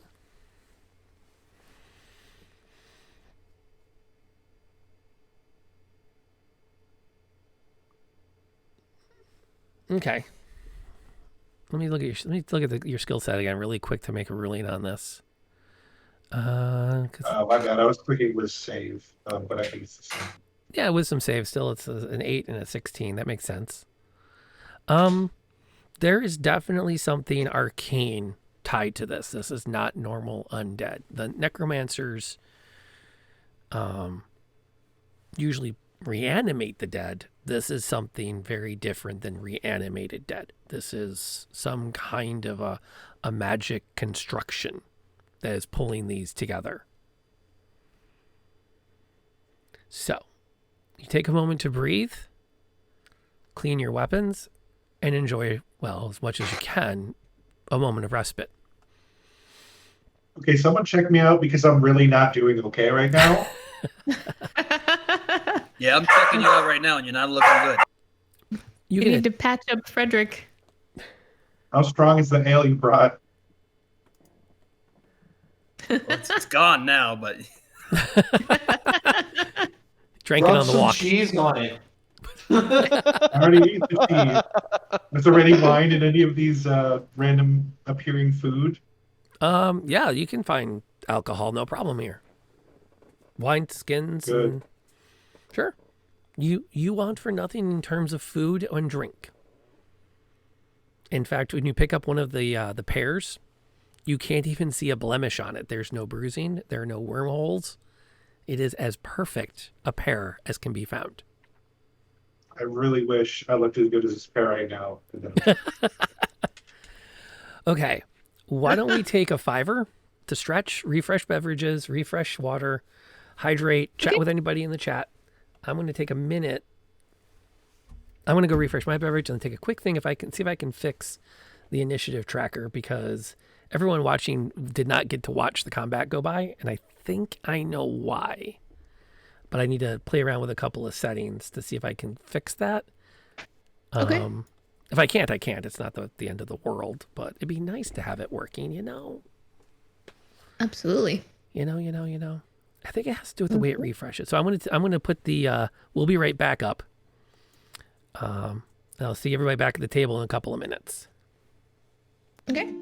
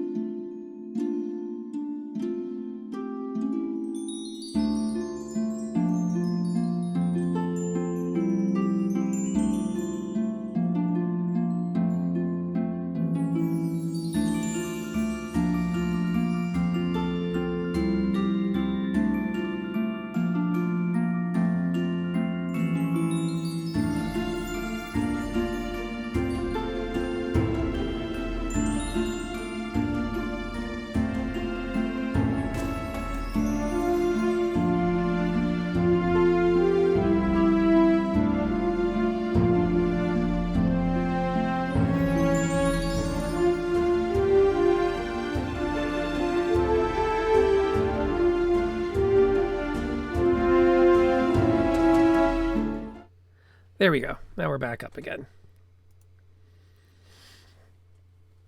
I'm just frustrated that this is we played all last week and I never noticed it. But in OBS, I've been using a scene within a scene to show the initiative. And for whatever reason, it wasn't updating.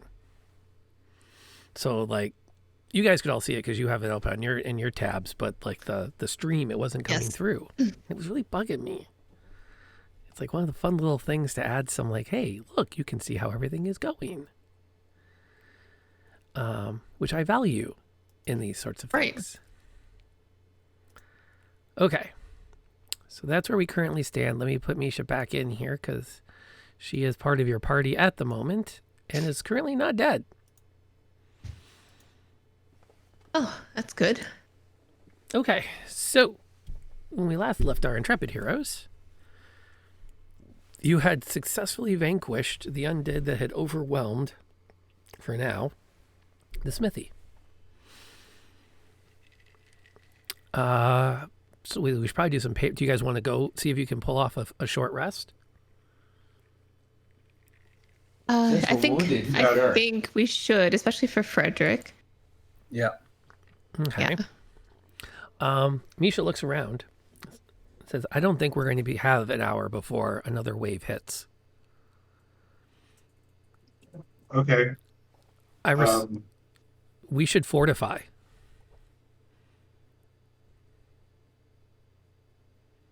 Does the smithy look like it would be capable if we kind of boarded it up to hold off a wave?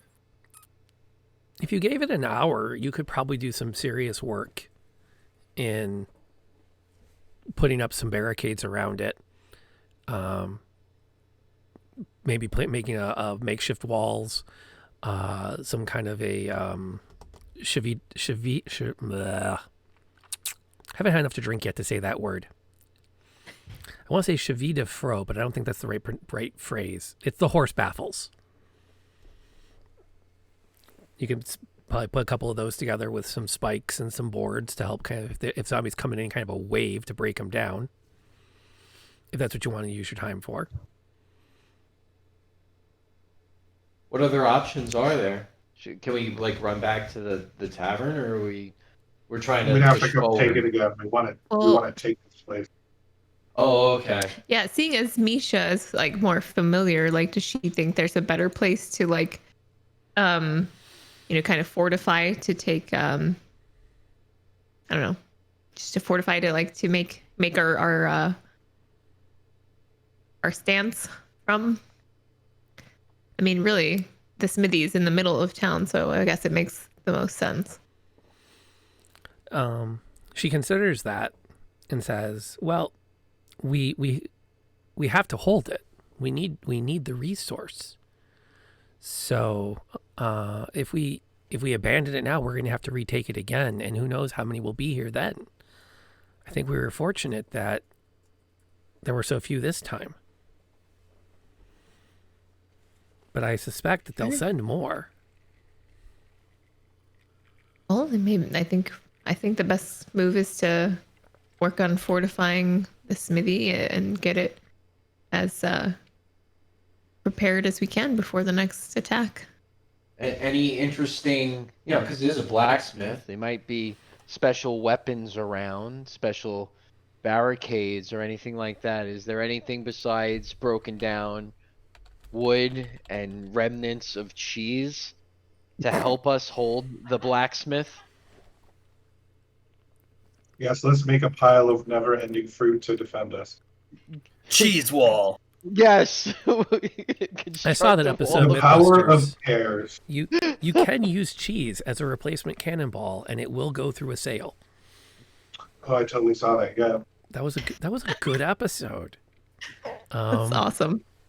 It was pretty solid. You also now have a banked reroll, if you should need it. Thank you. Yay. Yay, rerolls! Rerolls are the best. Save it for my death save. Saving us. Let's see, on a short rest, if anyone would prefer to just sit. Let's see, you are first level, so each of you has 1 hit die. You can roll your hit die and gain that many hit points back, plus your con bonus. Everyone else, I will assume, is working on barricading, and I'll kind of want to know what your thoughts are for how you plan to do that. What do you want to be looking at? Are you thinking walls? Are you thinking baffles? Are you thinking you want to try to build a trap? What's your plan? So we'll start with who's going to take this as a chance to rest. Yeah, and I think I have to also. Okay. Yeah. So I'm gonna sit this one out. You guys go ahead and build some fort stuff out of cheese. the initial incarnation of Fortnite before it became an arena shooter, With cheese. yeah. but without the cheese. But yes. So how do I get hit points back? Okay, so you, sir, are going to roll. You get to roll a hit die, which I believe for you is a D10. Oh, I remember. Okay, bottom left corner. Yep. D10. Third one Okay. down. And then you hit the roll button. Oh, 1. Okay. And you Okay. roll a 3. Wait, where is it? Random dice are in the bottom Random. left. So Azteki Bottom gets left. back 2 hit points. Not the best, but I'll take what I can get. Yeah. Well, the downside is that con negative doesn't help you in this situation. But Oh. it's, you know what? We'll ignore the con for a minute. Oops, that went the wrong way. It's supposed to be negative. It's supposed to go the other direction. Let me actually add them instead of subtracting them. And Frederick picks up an additional. Do you have a con bonus? Yeah, +1, so 5. Okay. Well, that gets you in much better shape. You probably won't get one-shotted this time. Maybe. Probably. We'll have to see. Okay, so Dagon, what are you doing as far as construction goes? Well, so just looking at this little map here, there are a lot of ways to get into this courtyard. Mm-hmm. So my initial thought, I don't know what you guys think about this, but is to kind of use all these carts and like market stalls and just kind of clog up a bunch of these alleyways to give them less avenues of attack. Seems like a I- legitimate I strategy. agree, and I think maybe we should also implement some traps as well, if we can, along some of those pathways. Yeah, because if we can funnel them into a certain area, we could totally, I don't know, maybe put barricades in to keep them locked up there. Do we have anything that's flammable? Alcohol, wine, maybe. What does Ale?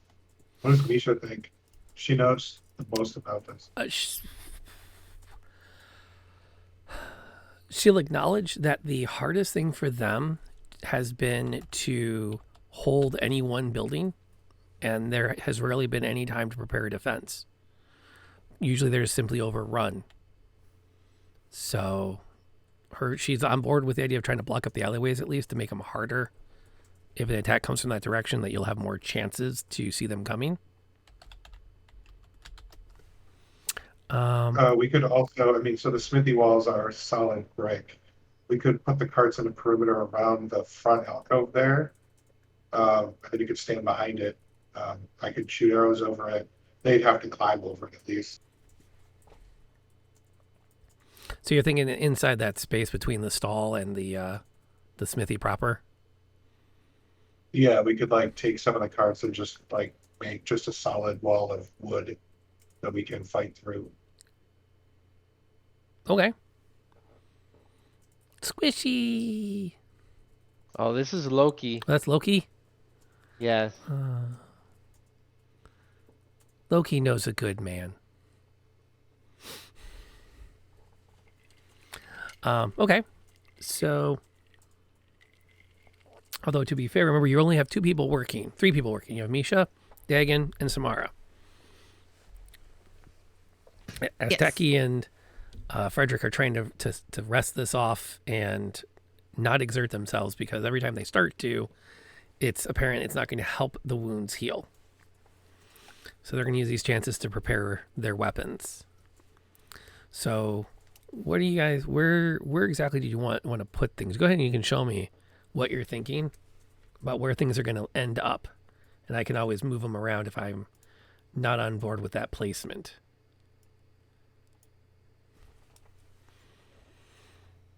Well, I'll ask Misha, do they tend to attack from any certain direction, or is it just always kind of random?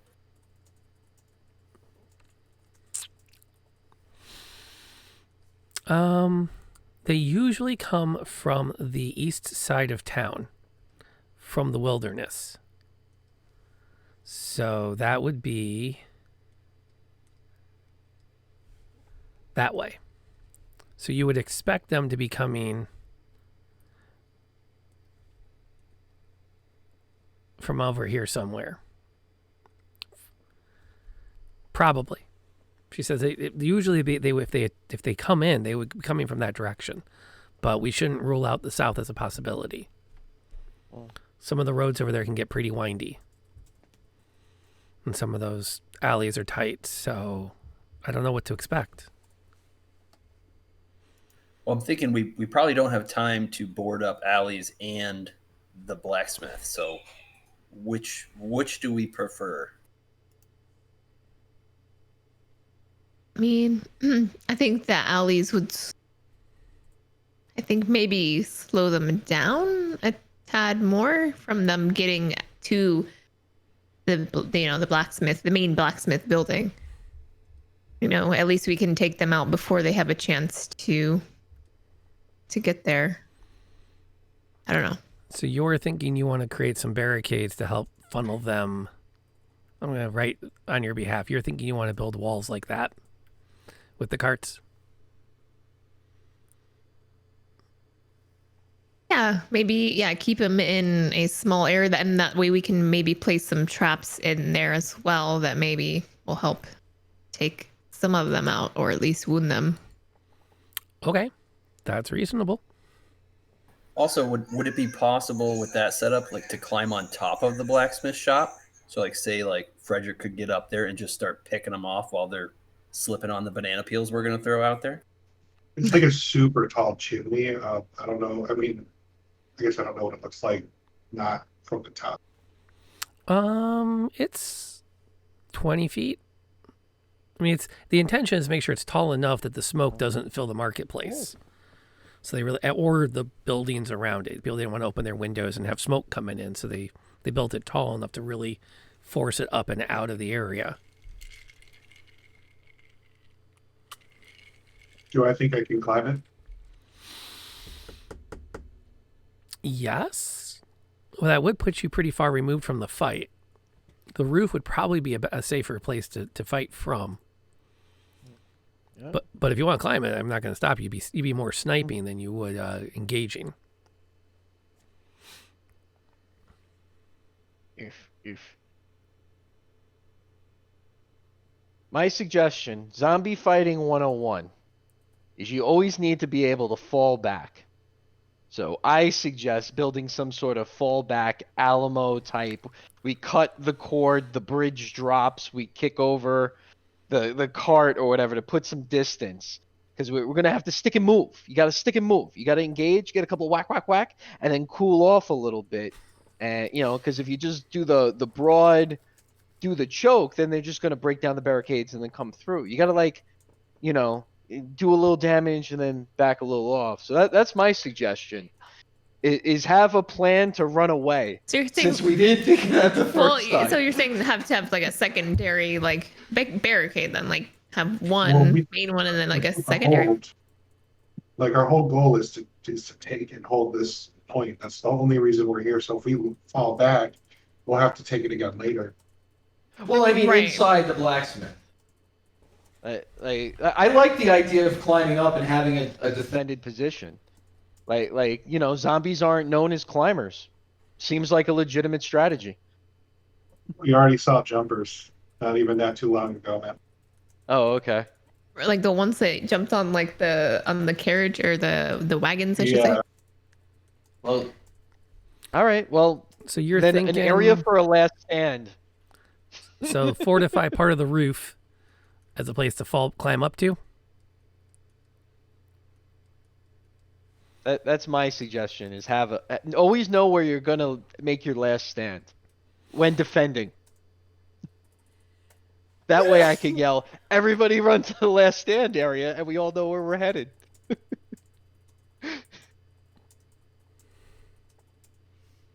All right. Okay. Maybe if you I just mean- change the name to Plan B instead of Last Stand, I'd like it a little more. Might inspire a little more it is. confidence. I was trying to be a little dramatic, build some tension. So when we're in the middle of a battle and someone just says, "Oh shit," that's when you know that's Plan B. Fall back. I mean, Frederick and Stecki shouldn't be we're armchair quarterbacking. We shouldn't be doing that too much. They're the ones doing all the heavy lifting. Yeah, Misha's like, okay, yeah, I'll go build you another barricade. Yeah, no problem. I know, you would. But you hurt yourself holding a shield up. yes, and busting the zombie boss. That's what I'm here for. I'm here for The skull cracking shenanigans. TM. Yeah. Well, I mean, I'm okay with this strategy. There's this plan, I think.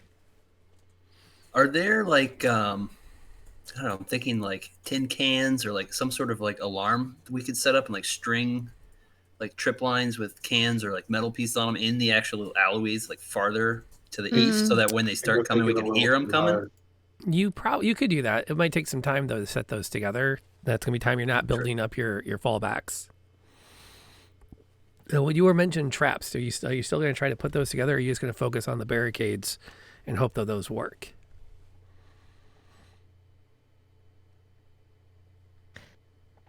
I mean, I guess I don't know. Can we make some sort of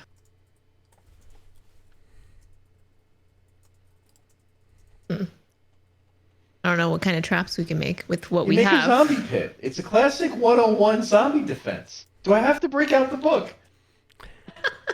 You do realize Wait, you should what? be digging into cobblestones. Yeah, That would be Okay, really- well, obviously in this case the pit's not, Gonna work. but it was still a good idea. Not for this instance. Okay, well, if you can't drop them into a hole, then you can drop stuff on them. You use the Macaulay Culkin defense. Okay? you put some anvils What up are- in the air, and what then are you just we- start dropping anvils What are on we them. dropping on them? Paint It's cans a on strings. blacksmith. Or swords. You can hang some swords around. I don't know. Well, so thinking about that, are any of these buildings on that eastern side? Do any of them look like they're on their last legs? Maybe we could help them collapse onto a horde of zombies. Um, they're not in good repair in that sense. I'm sure if you went in and had an idea about which load-bearing members to knock out, you could bring the building down. To your knowledge, it's been a while since you've intentionally leveled the building. So, I mean, there's a certain amount of like, do I actually know what to knock out to make this building come down? Dagan certainly wouldn't. Misha's not on board I with could any plan that roll involves my- leveling buildings, by the way. Oh, okay, fair. I was like city road stuff, but I don't think even there's no reason for a city road to blow up buildings. It seemed like a legitimate strategy to me. That was sounding like Plan C. Let's collapse the smithy on top of them. Yes. Yeah, the if we're going collapse- down, everyone's going down. Yeah. You got the Plan A. We're all in it. Plan B. I'm better off without you guys. And Plan C. I'm calling it. We're blowing it up. Oh my. Okay, so let me see if I'm following your plan. Let me know what I don't have right. You've got your barricades you're building up that you're going to use to try to keep them in this kill zone. And then if they overrun the wall, you're going to then retreat up onto the roof of the smithy. I'm down with that. That seems like a legitimate strategy. Yes. Samara, do you want to start up here with me instead of down there? Yeah, I mean, being as you know, my particular skills involve, you know, casting spells from afar. I think that was a good idea. That's very doable. So I have one question before, because it sounds like we're about ready to get into it. And I'm super excited about that. I'm familiar with my flail. You know, I've been beating people up with the flail, but I got like a light hammer that's like thrown. Is that like a one-time use of thing that I can just kind of like shing and then like boink somebody at a distance? I will say that you are awesome. You are an incredibly handsome man, both in character and out. But no, the hammer does not come back. Right. So it's a one-time use. Like Yes. you gotta throw it at them, and then you gotta pick it up after the fight, I guess. Yes. Type of thing. You can, okay. You can hold your hand out as a combat action to see if it comes back. But as your friend, I Oh, will so I tell can you. Captain America it? Very like Thor. You can hold your hand out, but as your friend, I will tell you, nothing will happen. Azteki, what are you doing? Fight, man! But you I'm never waiting for the know. hammer to come So back. you're saying there's a chance? There's always a chance. I'm gonna have to store that. You guys, You'll it's be- gonna happen. You'll be standing there waiting for a It's while. gonna happen. Maybe more than once. Oh my god. Now that I know I can throw a hammer, I'm throwing hammers. Well, at least One the hammer. One hammer. A hammer. Okay. Cool. So thank you for that. No problem. I just saw that and I wanted to know what the hammer was about. In the actual blacksmith, are there weapons and armor and stuff in there, or is it more like just like town good kind of stuff? No, there are weapons. Is there something particular you were hoping to find? I'm just thinking of like stockpile any sort of range weapon up on top, so that like we can just keep lobbing stuff at them and not have to worry about it. You can find some finished spears and javelins. You can stock up there. There are no bows and arrows, so it'd be more of a traditional like throwing heavy things, dropping anvils sort of thing. But Right. again, how much time do you want to spend lifting anvils? 0. Right. Is there anything that we could use for as far as like placing traps in the blacksmith? I'm curious what you're hoping to set up. Let me know what you're I thinking. don't know. I'm trying to think. So I'm trying to see what's in there to see if it spawns any ideas, like your spurs, any ideas. Why don't you give me a quick roll a wisdom check? Okay. Oh yeah, search in your arcane knowledge. No, Fine. I don't know. That wasn't very wise. Wine, you think, is flammable. There you go. Wine is flammable. The Should we- classic lure 'em into the flammable area zombie move. It's in the Are we manual. like throwing Molotov cocktails? Is that Ooh, what there you is go. happening? On that note, we could. Dagon, why set don't you things roll a on wisdom fire. check as well? As Samara begins to gather up bottles of wine and attaches claws to them. Yeah, that's a great plan. Yep. I don't see how it couldn't work. I'm gonna put Hopefully this let- Place is gonna go up, isn't it? put the sketch pad away and show everybody their dice rolls.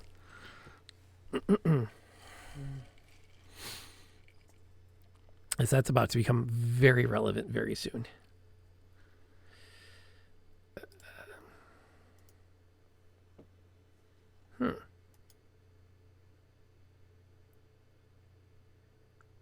Very strange.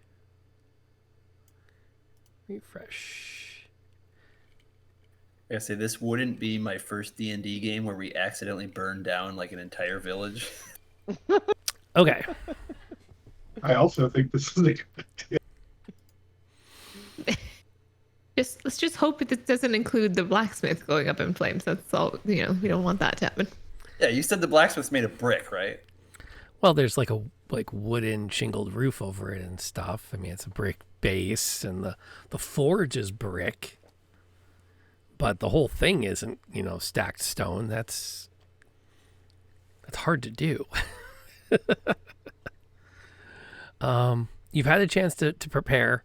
You feel somewhat ready, and then comes the wait.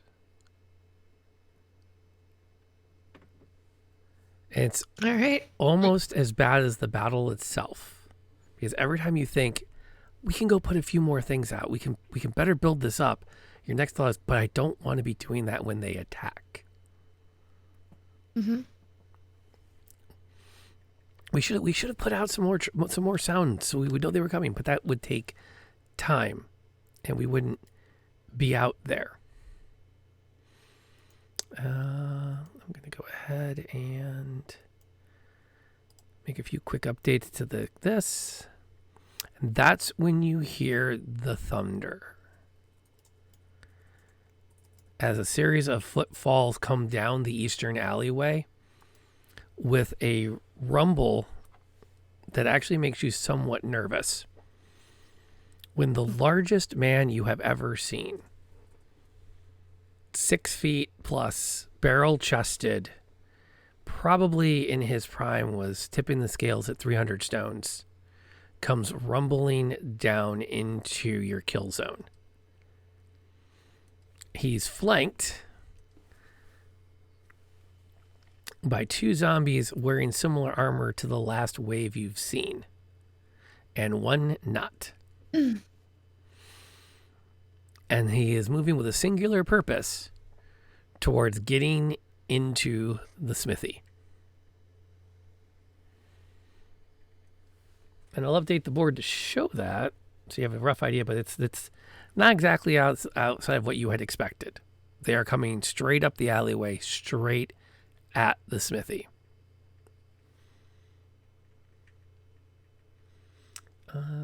Okay. So there's the sketch pad. Bing. So we have the big guy.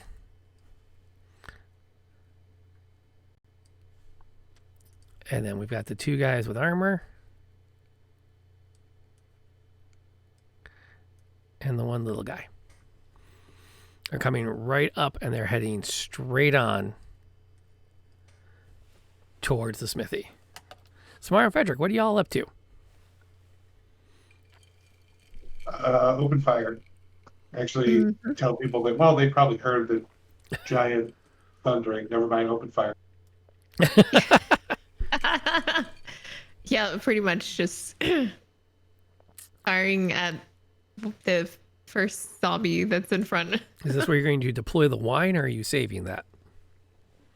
Yeah, I think I'm gonna start off with that and see where that goes.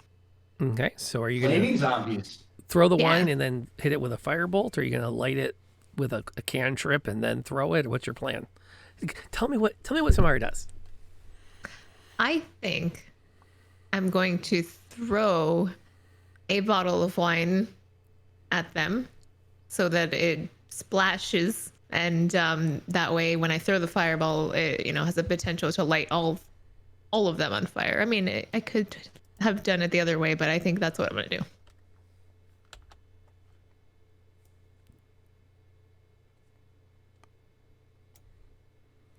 Okay.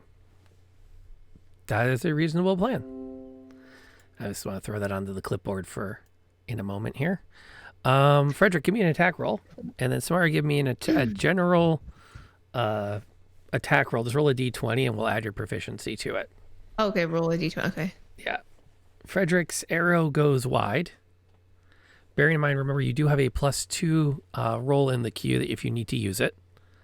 With a big thanks to Sonic for that. Sonic. Samara has no problems throwing a bottle of wine that lands so that the liquid splashes up over the large zombie in the middle without a single bit of trouble. And then you immediately throw a fireball at it. It's not hard to hit a target. And then you discover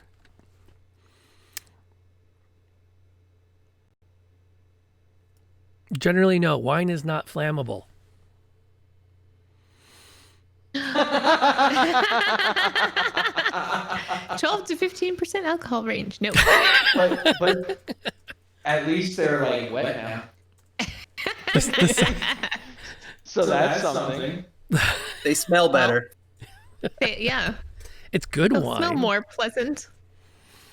It's good wine, but no. Should have opted for scotch. What did they tell you? Always opt for scotch. Well, I didn't know that was an option. And I felt so bad for that moment too. I've been sitting on that since you said. I'm like, is wine flammable? Tap, tap, tap, tap. Gonna save that.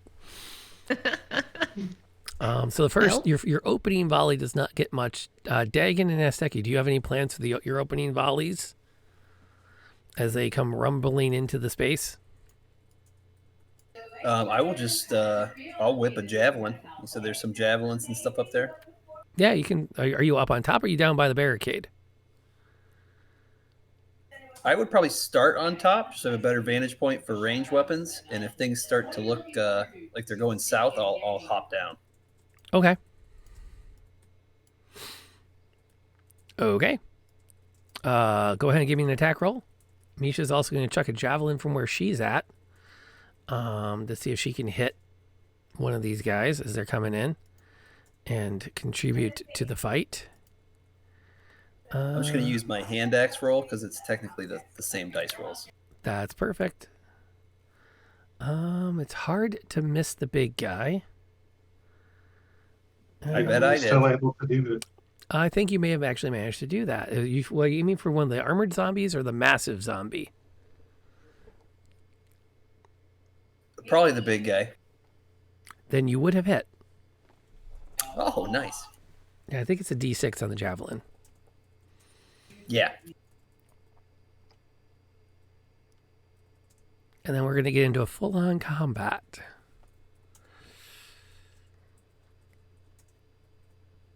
I'm going to switch to, I think I want to be in that mode. Yeah. Okay. Hand axe damage. That'll work. I can apply that. Maybe I can apply that if I can ever get my mouse over there. 7. All right.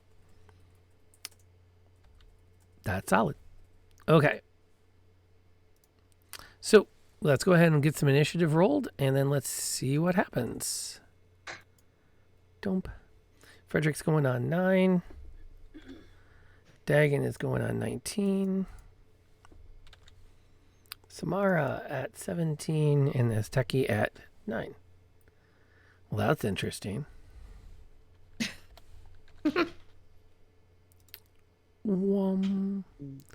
Okay, as combat officially begins, give me a second here to fix this mouse. Because some gunk inside the trackball that's making it hard for me to move around and keep track of everything for you, everybody. Dragon has the first action. What are you going to do? I will whip another javelin at the big guy. Okay, roll it. It's like a hand axe. That's it. Give me some damage.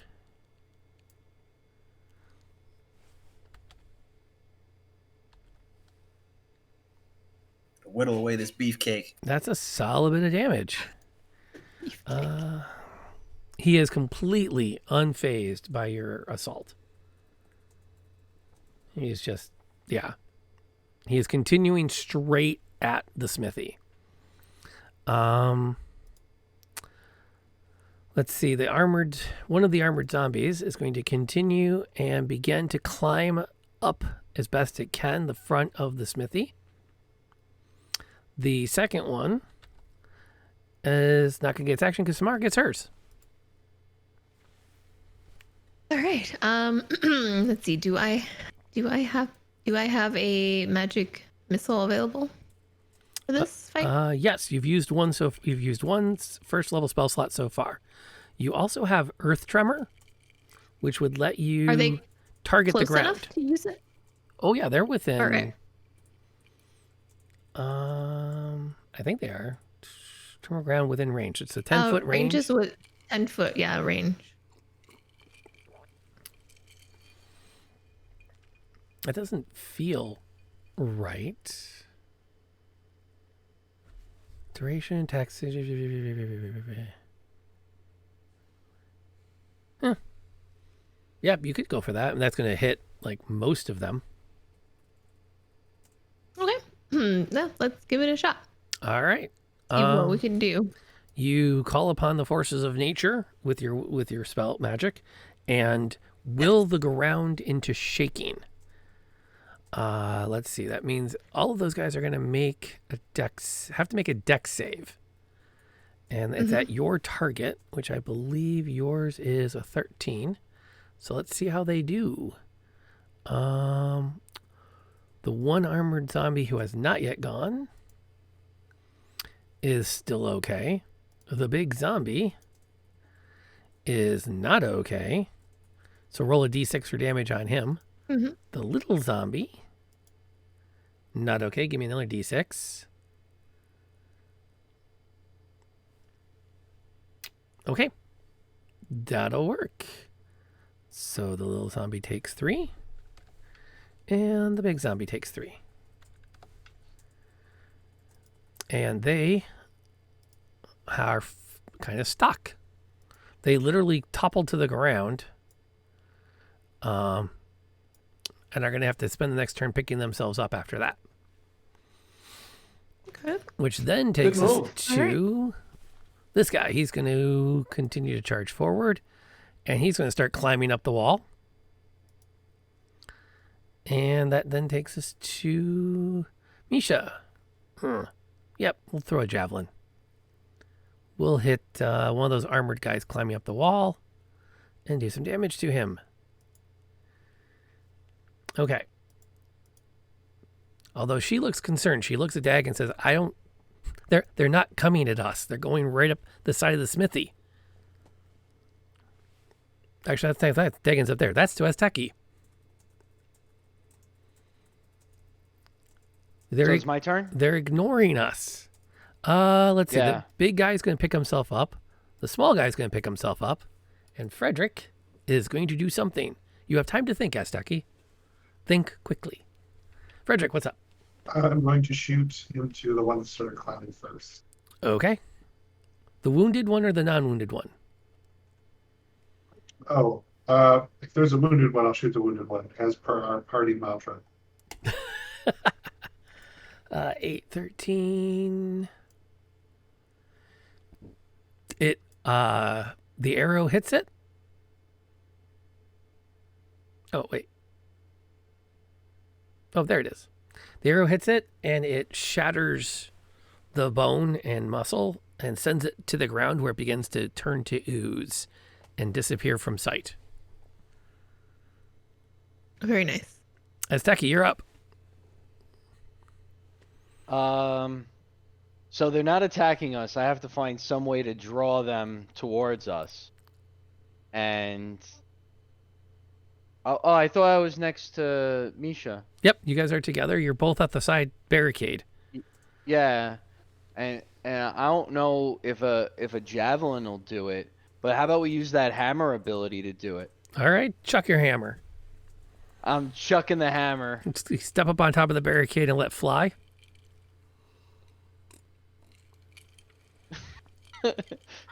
And I don't know if that's hammer time or not. That is not hammer time.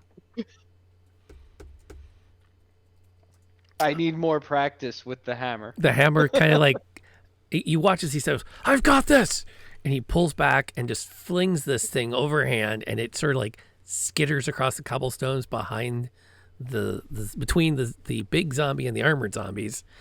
And we'll go ahead and I'll erase the dead zombie. There we go. I still think it was a better plan than the wine. And it skitter. It was still a better plan with the wine. But it was a good effort. It was a noble effort, which takes us around to Dagon. Same with the wine, though. The wine was still a good effort. Don't get me wrong. Mm-hmm. You have an unlimited supply of it. It's not like you wasted the wine. Just go grab another bottle off the cart. Right. All right, so this armored zombie climbing up, is he close enough that I could swing at him with my sword, or would I still be at range with him? Oh yeah, he's practically up on top with you. You're not that high up. You definitely could swing down with your blade. Or your boot. I think making a shove is an action, right? Yes. You can shove as an action, or you can attack with your sword. All right, I think for roleplay purpose, I will try to like prod him with the sword and just like push him off so he falls back down. Okay. Let's see here. Let me find the specifics on that. I thought it was under actions in combat. I feel like it should be, but I'm not seeing it. So let me hit the quick search bar here. One of the many rules they kept for Baldur's Gate 3. Yeah. All right, as an attack. There it is. An attack action, special melee. To push it away. You make a strength check. Or athletics if you have it. It will do the same. 15. That's a 15 for me. And that's at the armored zombie that's climbing up over the wall. And it fails the check and is knocked back down onto the ground. So it is pushed back and into play. And its action will be to pick itself up and resume climbing, because it goes next.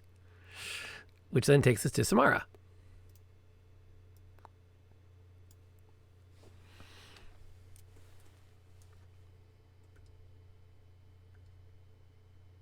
And we didn't hear that. What's our wizard doing? Oh, sorry. Okay, so let's see. The armored zombie has now fallen to the ground and he's picking himself back up, right? And Yep. we still have the big massive zombie and the smaller zombie that are hurt. Yes, they've picked themselves up. Okay. They're getting ready to make another charge at the smithy. Okay.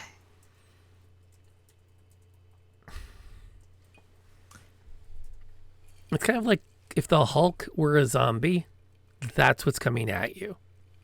Right. Undead juggernaut.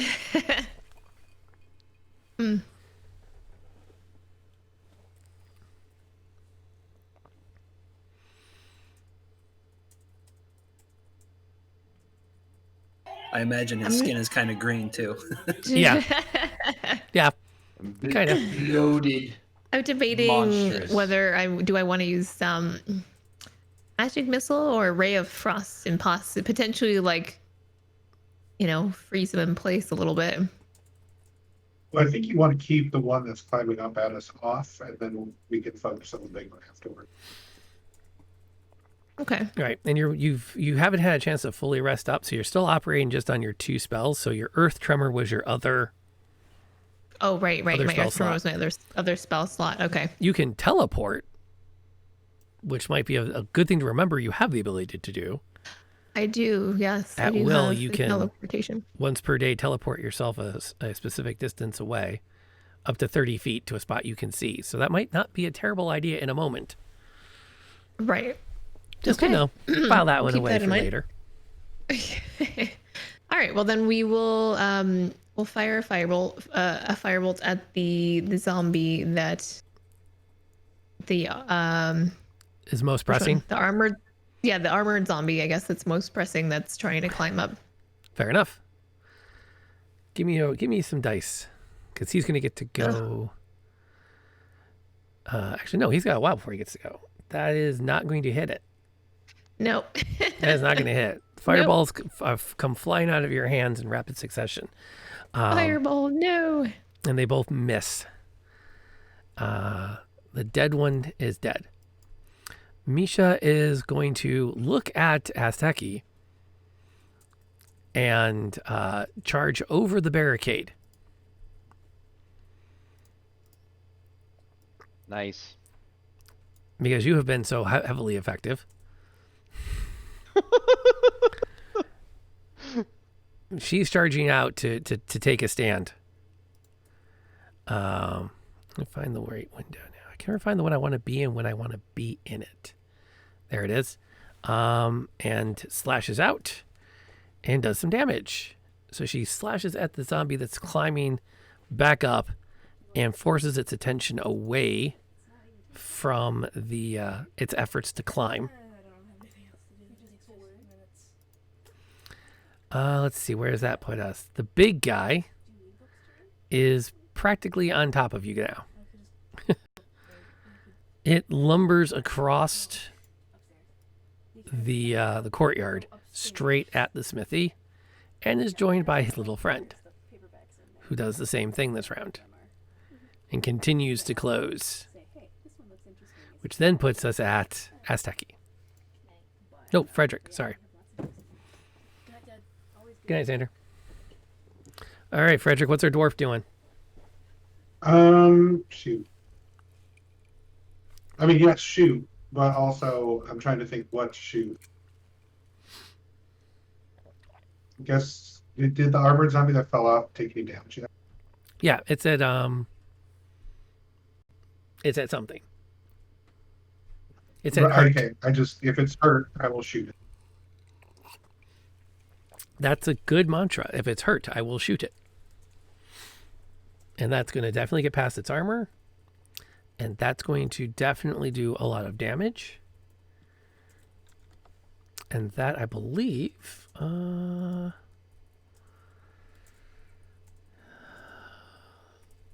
Yep, it's down. And it's staying down. Good, very good. It was close. It almost got back up. Almost got back up. But that is You now know a done deal. Anna Kendrick's from the Trolls movie. As you blast it with an arrow before it can get all the way up on top. Azteki, what is the Cavalier doing? Well, I'm gonna have a bite of cheese. And then I'm gonna rush to Misha's defense because I feel like spending the time creating those barricades was very useful. And jump over it and rush into the fray. You gotta help Misha. So that's what I'm gonna do. Okay. You barrel over the barricades, laying out a scream, and you actually feel yourself, like usually your armor weighs on your shoulders. And as you come down the barricades, you don't feel that weight in that moment. Where are you directing this righteous rage? Right where Misha is. I'm running. The big into zombie or the little middle. zombie? Oh, I'm going after the big guy. Okay. No problem. Give me an attack roll.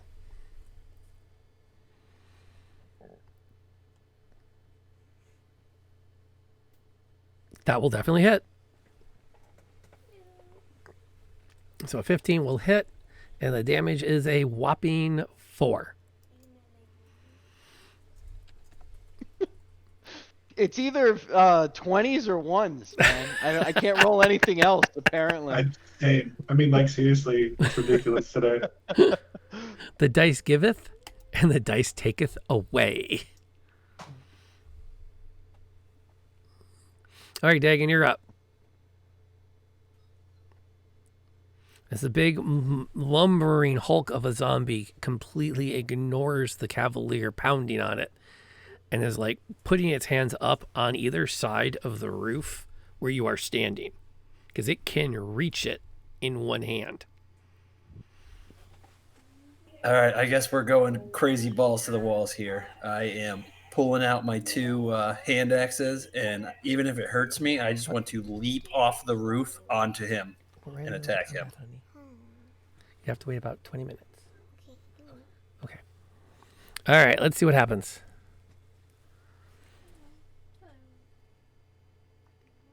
So you start slashing at the arms of this zombie. I'm thinking like dive down onto him while slashing. Okay. Like just crazy, caution to the wind. Just get in there. We got to take this guy out. Ah! And you just leap into the fray. Breaking out the fancy moves. It's about a 7-8 foot drop. I'm not sure this counts as a fancy move. This is more desperation. I don't think it's going to look pretty. Well, you managed to hit him twice. So give me some damage, and then I need a dex save.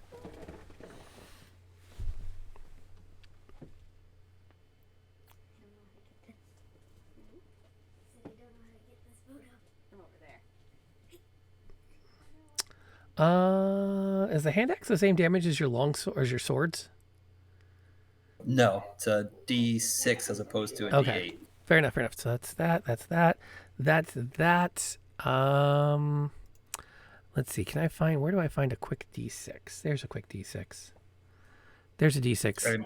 Okay. I'm imagining I'm eating cobblestone here. Oh, yeah. Yeah. You managed to tuck and roll a bit, so it's not that bad. As you dive down next to the big guy and slash out as you pass it, coming down. Which is actually, he's starting to look kind of bloodied. You've put a lot of energy into dropping him, which is an impressive thing. Samara has an action. Well, my fireball did not work out so well last time, so I'm gonna try frost this time, and I'm gonna go for the oh, where'd he go? Is there still an armored zombie on? Nope. Both alive, armored zombies or are has it down. been defeated? Oh, okay. Well then, we're gonna go for the big guy, I think. Drop the boss first. See what we. Yeah, I mean, see, you can put a dent into him. Just burn it Okay. down, guys.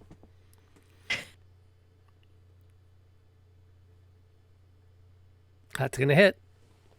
And that's why. There you go. Max damage. Oh. It's about time you guys started to get some wins in your columns here. Well, I can't do all the heavy lifting. Wow, Misha's. We're just going to pretend her turn didn't happen.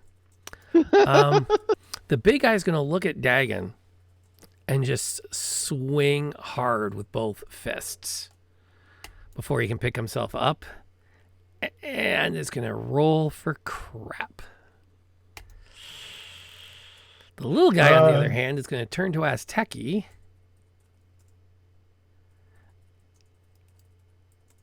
And is going to connect. Let's see. Where are you in the initiative roll? So I have some good news. You don't need to worry about what you're doing on your next turn.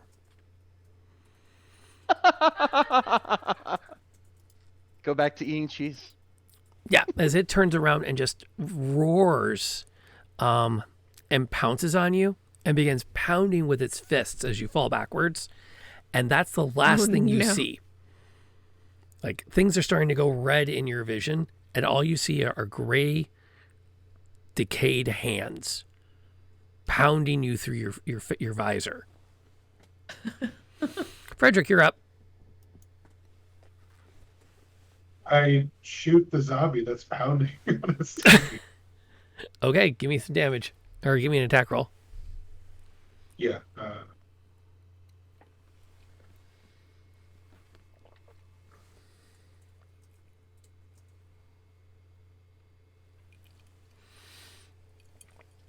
That is going to be a hit, and that's some damage. It looks up at you and howls now that it has downed Astaki and is looking for a new target. Astaki, roll just roll a d20. Okay. Roll high. That's not high. Do we Oh, save no. any rerolls? Nope. You have a +2 you can use, but you haven't used it yet. Okay, well, we'll update that in a second. But now that's marked on your sheet, so you have 1 failed death save so far. Nice. Dagon, what are you going to do? There's one zombie standing over Azteki. There's the big guy who's like swinging at in your general direction and looking to turn you into a pulp. All right, and you were saying the small zombie looks like it's getting up off of Azteki. Looks like he's looking for someone else. Yeah, because Azteki is not moving right now. Gotcha. All right, in that case, I will just swing furiously with my 2 hand axes at this big guy. Try to chop him down to my size. Okay. That seems reasonable. You lash out with the 2 blades and just try to get this thing out of your way. That's a hit. Okay, give me some damage. We'll see if you can finish this guy off. All right, so that's going to be enough. But, hang on. We're not done yet with him yet. Gets back up. So then he's back down. So that's 14. Oh. Okay. I don't like these noises. He's still up. He should be down. But as he falls to one knee, he just sort of like, you can see what's left of his brain is processing that he hates you. It's mutual, buddy. He's only got like 8 brain cells left working in there, and all of them have come to a consensus.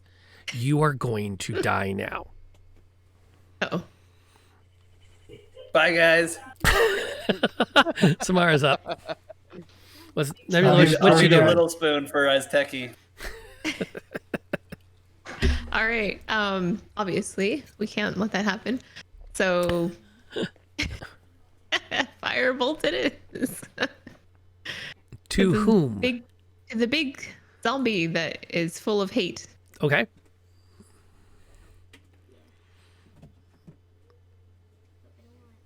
That's a hit. That's damage. Tiny damage. You hit it with the blast of fire, and it rolls to one side and looks up at you for a moment, and you lock eye. It only has one currently. And you can watch as it like processes that you are not worthy. And turns its anger back to Dagon.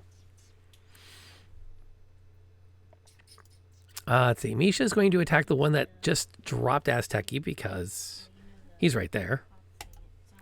And she feels bad for letting that happen to me. I don't think she let anything happen. That really should be her ass on the ground after jumping out there.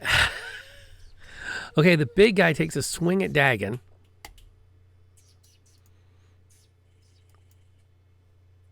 and is ineffectual as Dagon sticks and moves with brawlers with the experience of a barroom brawl, having dealt with ogres in the past. Is able to just sidestep left and right and back and forth. Even give you a couple of jabs back in on it, which, it doesn't do a lot, but makes you feel really good. It's just for flair. It's like, all right, I'm doing all right. The little one's going to turn its attention to Misha. And is unable to get through her defenses, which then takes us to Frederick. I'm going to try to shoot like 4 of those brain cells.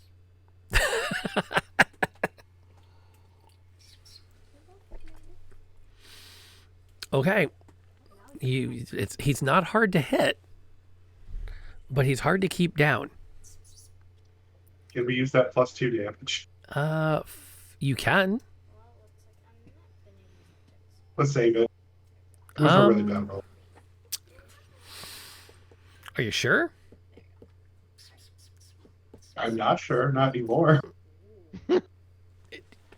Just saying.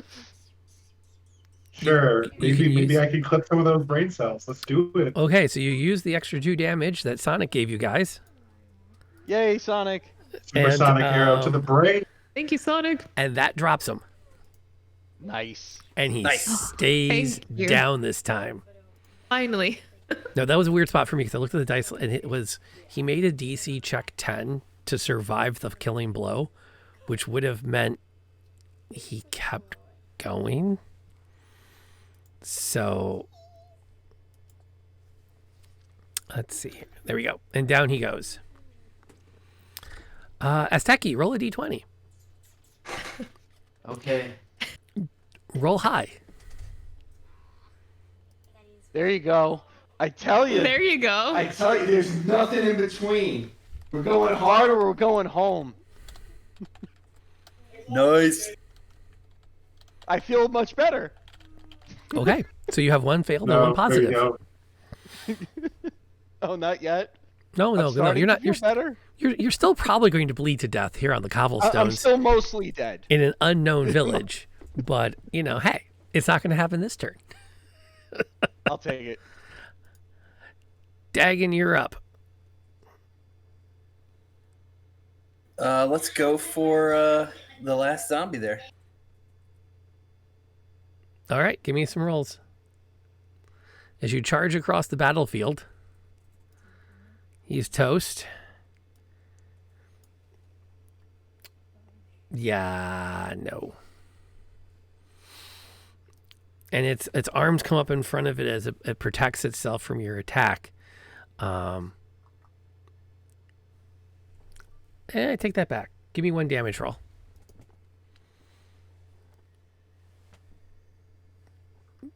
I take that back. 9.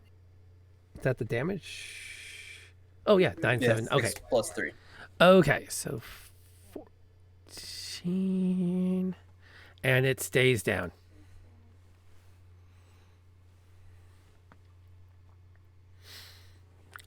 Quickly, somebody rushes to Azteki's side. Right. Who knows medicine?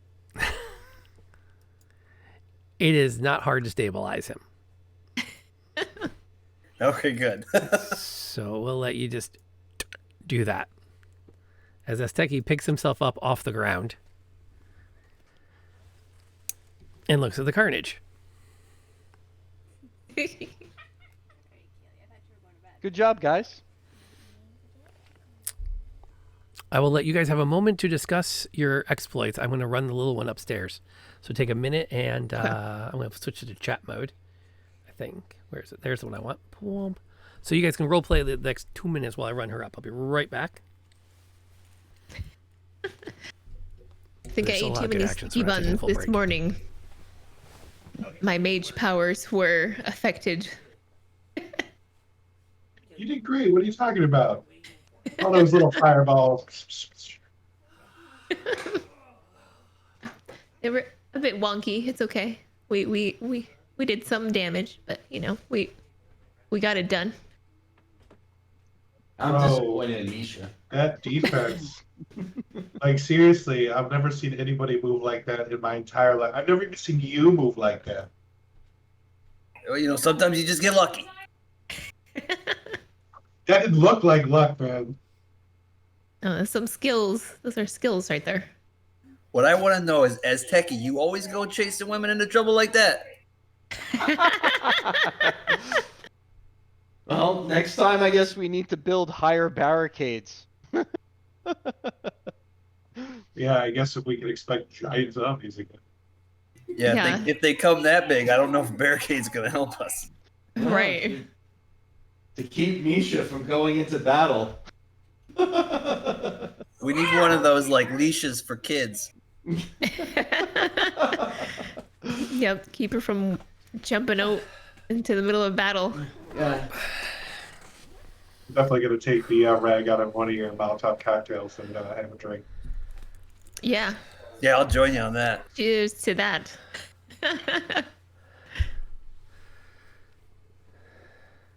Think they got any blueberries in these stands? Yes. I We mean, can if bring they some for the do, kids. if they do, then they would be the nicest blueberries in existence. How about the schnozberries?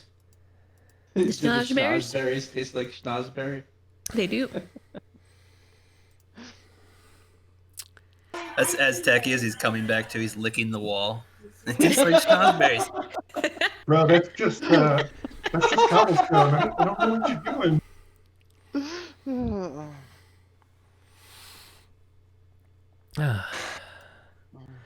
I leave for 2 minutes and you guys go completely out of control. Sheesh. Okay. Yep. This is what happens. It's just my Robin Hood Lady Killer ways. Yep. Frederick the Suave over there.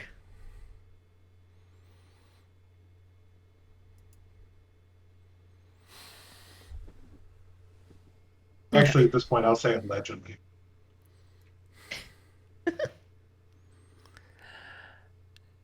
You take a moment to take stock of the situation you're in. Look around. Misha cleans off her blade. Suggests that you go get some members from the tavern to try to hold the smithy now that you've taken it, to help fortify. She says, if you travel north, you'll find the town center and the mayor's manor. I think you should go there and report in. They're going to want to know that we've got the smithy back, but I think as much as I want to take you, someone should go bring reinforcements to hold the smithy.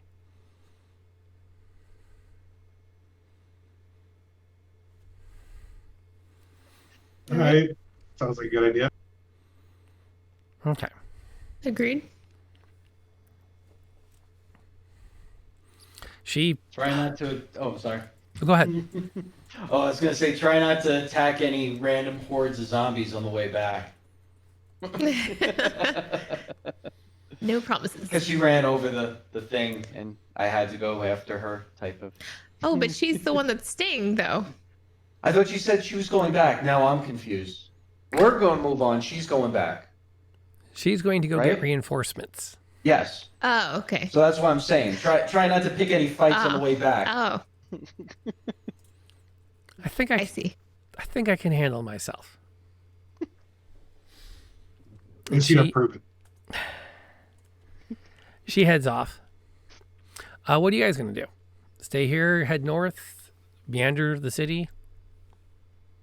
I mean, she asked us to report in. I mean, I don't see why not. Yeah, and probably the longer we're out and about, probably the worse for wear we'll be. Yeah. Follow adventure. Okay. So Misha runs off one direction, and you guys all collectively head up the road, so to speak, into... It's not very far before you few turns in the road where the buildings don't quite line up like they should to keep it easy. It opens up to what once was a garden in front of a small mansion. Okay. and council building. Like much of the rest of the town, you can see where they've built makeshift defenses, chevaux de frise to help break down any kind of a charge. The wrought iron fences have been ripped down and turned into angled defenses. And the council building is still there. When you approach it, you can see that it's guarded with people who are weary, who look at you as you come up as to what you're doing here. We just took back the smithy, and we're told by Misha to report it to the mayor. One of the men who's kind of manning the door nods. It's good to hear that Misha's okay. The smith has been retaken? Yes. And it's being held by... She's back to get reinforcements and head back up there right now. Excellent. And your purpose here? To report to the mayor as requested. Oh, yeah, that would... Yes, of course. Come in. Get inside. Weirdo. Now I don't want to.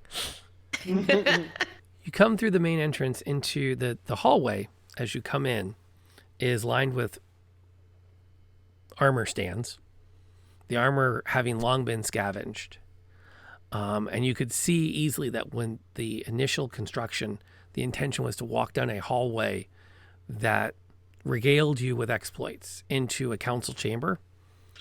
And you can see that it's all clear all the way up, all 3 stories in the mansion to what once was a glass ceiling that's now broken out, covered in various bits of boarding and wood. And a group of people in tattered fineries are gathered standing in a huddle around the table looking at some kind of a map. One of them sees as you approach. I don't know you. Can I help you? We're just here to report to the mayor that we took the smithy back. To the Elderman Council.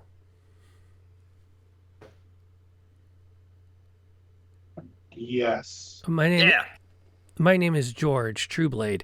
I am the first Elderman. We thank you. I don't recognize you.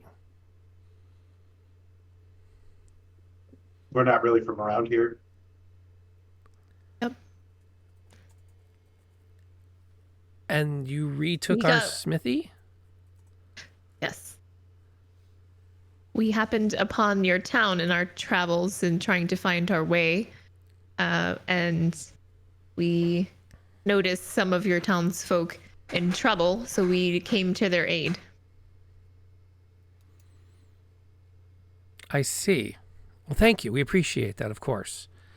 The other 4 people quickly introduce themselves by rank as the 2nd through 5th aldermen. Are you planning to stay? George asks.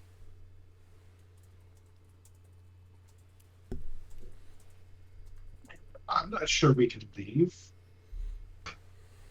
I know I need a rest. I don't know if we want to stay here or go find adventures somewhere else. I mean, we came this way to see what's going on. Do we want to solve the curse? Seems like we're here to solve the curse of the cursed cheese. The cursed cheese? We were guarding a caravan on the way to a pilgrimage. We were surrounded by a mist, attacked by some kind of strange zombies. The pilgrims ran into the mist, all save one child, who followed us through the mist to try to catch back up with all of the pilgrims. We were enveloped by the mist. We came out on the other side, ran into your guys at the tavern, and that's about caught up. We took the smithy back. That was about it. We are looking for those pilgrims. We haven't seen any of them or any trace of them whatsoever. But we know at least we can keep the child safe. And the only way to keep the child safe is to make sure the city is safe. They look at each other, and Trueblade, first alderman, turns back to you. No one is safe in Moon Hollow. We haven't been safe for months. But we thank you for your efforts, and we appreciate what you have done on our behalf already. If you would like, we can send someone to give you quarter while you consider your next move. We greatly appreciate that, and we accept your generous hospitality.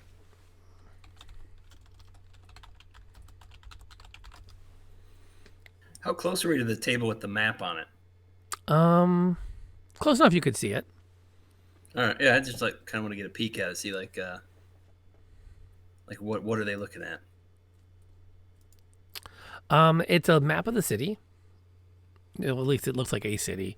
You can kind of, as you quickly glance, pick out the various town squares that you have encountered so far. So you can see where the council square is. You can see the market square. You can kind of get a feel for some roads that lead out of town to different manors that are marked. They look like something between a large farm and maybe a lodge outside of the town. There are various tokens that they've put on it to kind of mark off things, but you're not really sure what the tokens mean because they're not labeled in any way. They're just painted discs that could be moved around.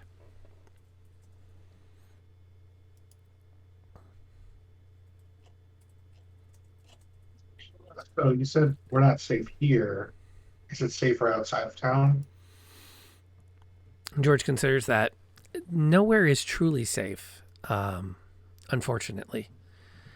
You've mentioned the cursed cheese. What exactly do you mean by that? I am badly wounded, severely badly wounded from battle. And in this delirious haze, I am centered on the fact that I saw cheese appear where there was no cheese, where cheese was taken before. And I'm still interested to know why, what's with this curse? What's with this evil? What's with the forever night? And I ramble. I'm seriously gonna be like, oh, just please stop. I see. And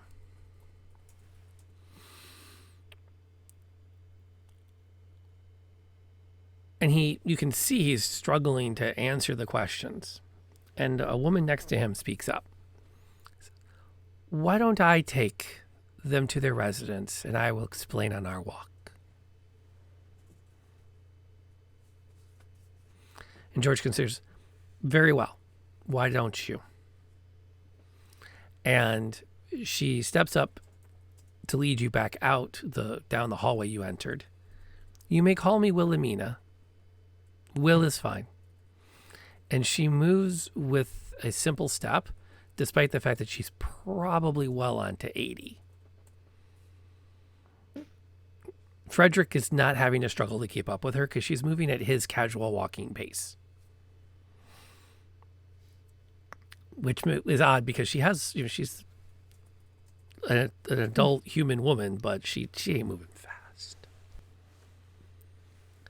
And as she walks, she kind of speaks to you. So, what do you surmise is the curse we have been fit with?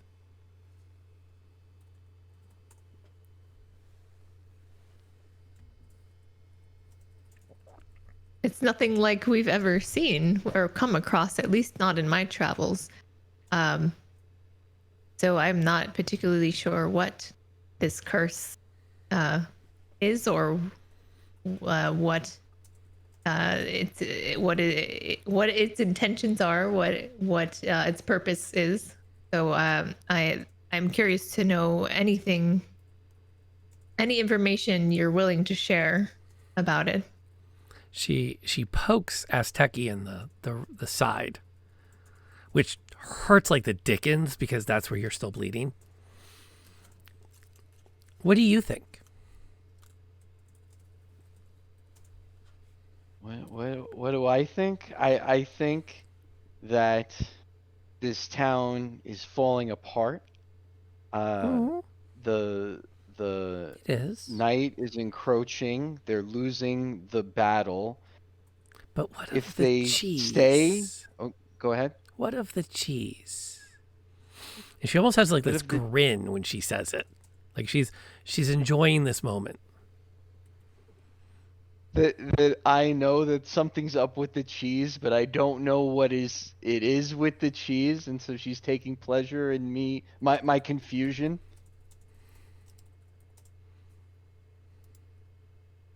To be fair, it was remarkably good cheese. Quite a bit of it, wasn't it? Yes, never-ending supply of cheese, apparently. Oh, and you had the wine, didn't you? Yes, Perhaps. Finest vintage we've ever made. I've been here for 72 summers. Some of the best wine ever made. Not counting when I was in my mid-30s. We had an amazing vintage that year as well. And the cobbler's son. Almost a good vintage as the wine was.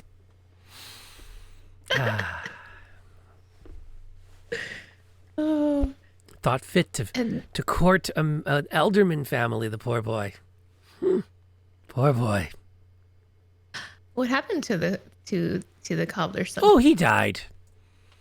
Oh no. Oh, he worked himself near to death in that store. In that shop. It's no surprise. It was 30 years ago. Tears have been shed for that some time. Plus, we weren't close. But back when I was 34, we had very good wine that year. So, okay. So, what is the correlation between the age of like the wine and when you were that age and now? Oh, we've never quite understood that. And she, at So this what point, year would you say this wine was from? oh, who knows? I've had so much of it over the last year. It's hard, it all blends together now. But it never runs dry. We've earned that. We earned And that. by earned that, what do you mean by earned that? As far as you mean as having this curse and fighting off the zombies? There is definitely a correlation, my dear. See, the zombies have never always been part of Moon Hollow. No.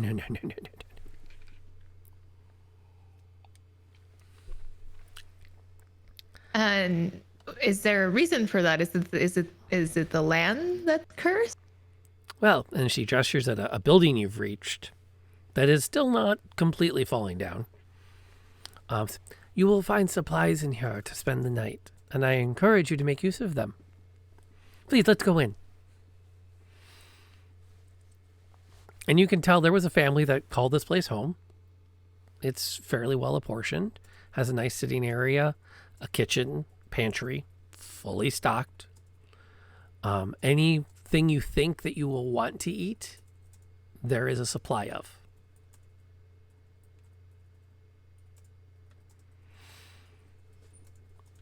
Okay. Except sticky buns. No. Do not like, unsubscribe. Yes. But anything that would normally be found in this area. So, the meats, the salted meats, the sausages, cheeses, breads. None of it's moldy or milled. Okay. No. And she asks one of you to get her a drink. What would you like? A glass of wine, perhaps? Please, of course. Anything will do. It's all the same after a while. Okay. I I will go pour you a glass of wine, and maybe we can talk some more about this curse before you head out. And she takes the glass from you. You see, something to consider. I'm sure by now you've noticed that the sun doesn't grace us with its presence. Has not for many, many a generation. But some time ago, a group of young people, much like yourselves, discovered a place not far from here where they could commune with the spirits. And if an offering was made, the sun would shine upon Moon Hollow. And the fields would grow, and the vines would produce, and the animals would multiply and provide. Then it would just seem that over time, spirits no longer cared for Moon Hollow to make its offerings, and not only took away our sun, but brought upon the zombies as well. But we want for nothing as we die. And she finishes the wine. Now, if only there was a way to purify that place. Perhaps the sun will never return, but perhaps the zombies will cease. And those of us remaining can die in peace, knowing we'll only die once.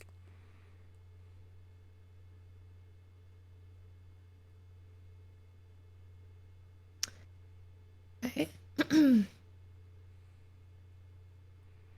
Now, have you anything other need of an old woman before I frit her off to find a nice place to sit and contemplate my own, hopefully permanent death?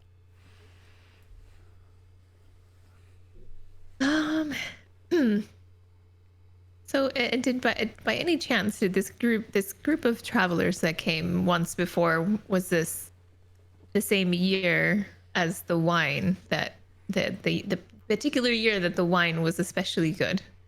Oh, no. Well, wait. How old am I again? I don't think so. No, because we... Okay. No, it could not have been, because we've been producing the wine since then. It's been at least a generation or so. Perhaps Okay. 2 or 3. And that was after generations of struggling without the sun.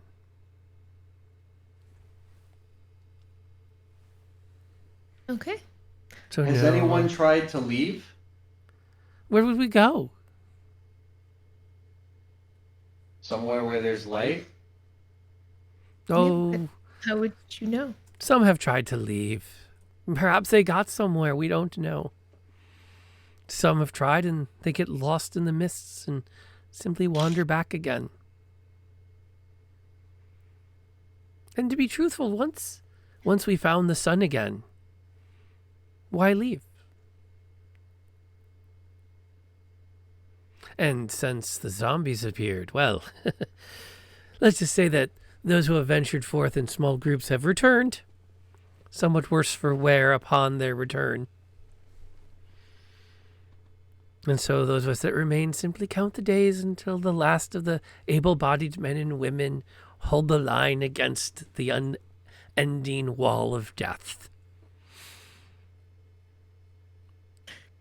Oh no. But Ring had a bit of privilege. I do have a place to hide while I wait my days out in relative comfort. And has anybody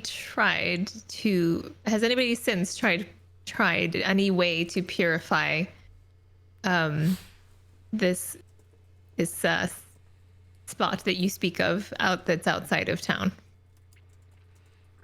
No, we have not, sadly. We've never, I don't believe any group has felt they've had the dedication to it.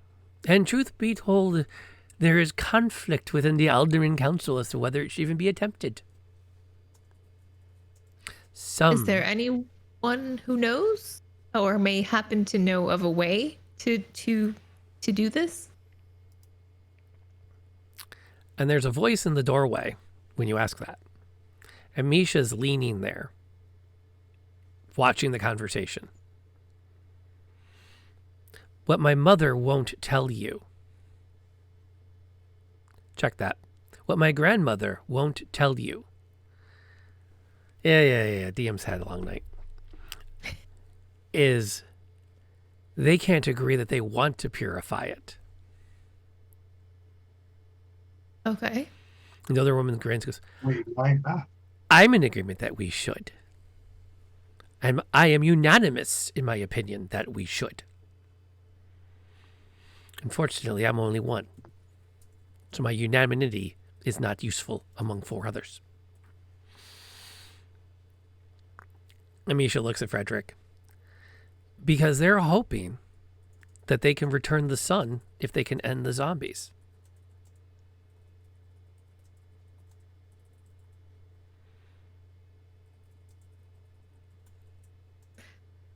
What's their plan for that? These aren't decisions I am part of. The old woman also shrugs with the same familial shrug. We are but 2 voices, only one of which matters. Now, if a group of outsiders were to perhaps adventure to that particular bit of nature and find themselves purifying it on behalf, well then, perhaps we might all benefit. But I could not advise that, as the Alderman Council has not voted unanimously that we should pursue this, and nothing happens in Moon Hollow except by unanimous decree of the Alderman Council.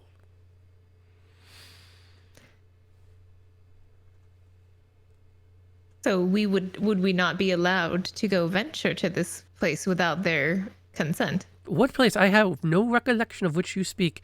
Good day, my dearlies. And she immediately starts to pick herself up and you think quickly shuffle her way out.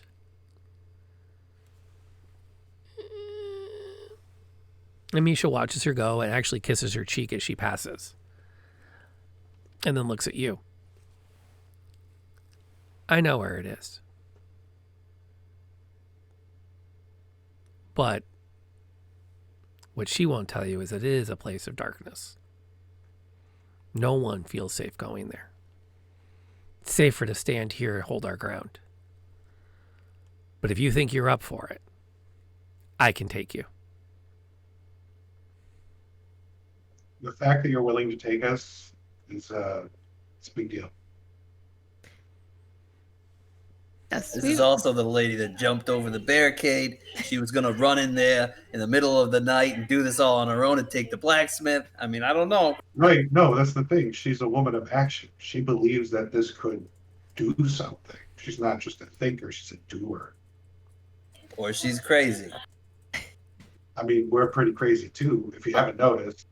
I think if she's willing to take us there and help us cleanse this place of the evil, I think it's worth a shot, and we should You know give what it a we're try. supposed to do when we get there? Azteci? I want to know if the council has a legitimate concern over going after and cleansing this area, or is it just infighting and bickering amongst old men? Misha kind of shrugs. They bicker over anything that's not appointing the new label to the wine. They bicker over whether the smithy was worth retaking. They bicker over where to build a barricade.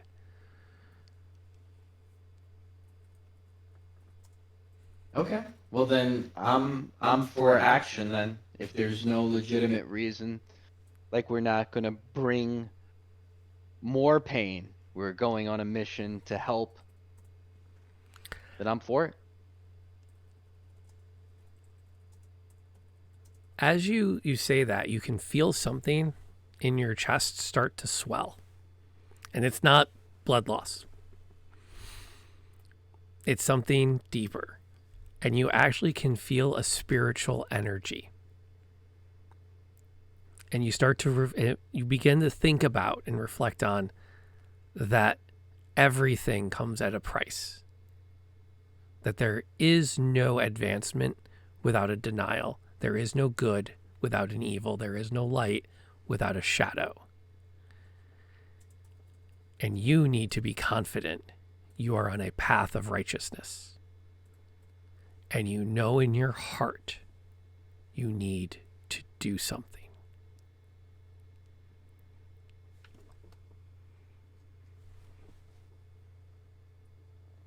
I'll let you roleplay how you respond to the party with that moment. As everyone kind of pauses, as Steki kind of seems lost in thought. I see. I was just very moved by those words. I didn't want to ruin anything with the joke. Now I'm going to kick it to you. How do you react to this? I hang my head low and pull it up, and I look at Misha and I say, "We're doing this. It's the right thing to do." And when next we meet, you will travel into the darkness to face it. You gotta make sure that the boy gets taken care of while we're gone. Like, only concern. the kid you kind of forgot about while you were off adventuring. We went to take one building. I thought we were going to come back. I mean, at least we know there's plenty of food, and he won't go hungry. That's good. Well, no, we could get the Misha's grandma. Maybe she could watch it for us. Like, favor for a favor, right? Oh, Can you yeah. take care of this kid? Trust that old Well, bat we with a go and kid. try to do this thing you didn't tell us to do, but you did tell us to do. Right. Put the crazy wino grandma in charge of the kid. You want to leave her at the tavern that we're not 100% sure is going to be held? I don't know where to put him at this point. I don't think anywhere's child friendly.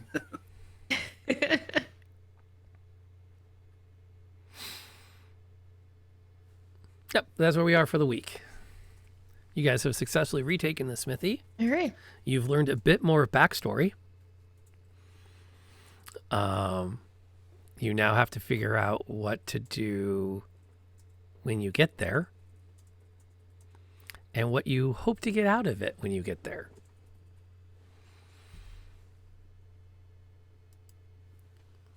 All right. This is super cool. Like I just I'm super hyped. I can't wait. Yeah, I'm I just can't more wait. like The wondering cursed how we're cheese. gonna go about like cleansing this place. Trying to think like what is it that we're gonna have to do or sacrifice, or I don't know. Something has to happen. Some sort of ritual. So I'm You curious to see what sacrificed that. the kid. No, we do not sacrifice the kid. So what do you guys think so far of the curse?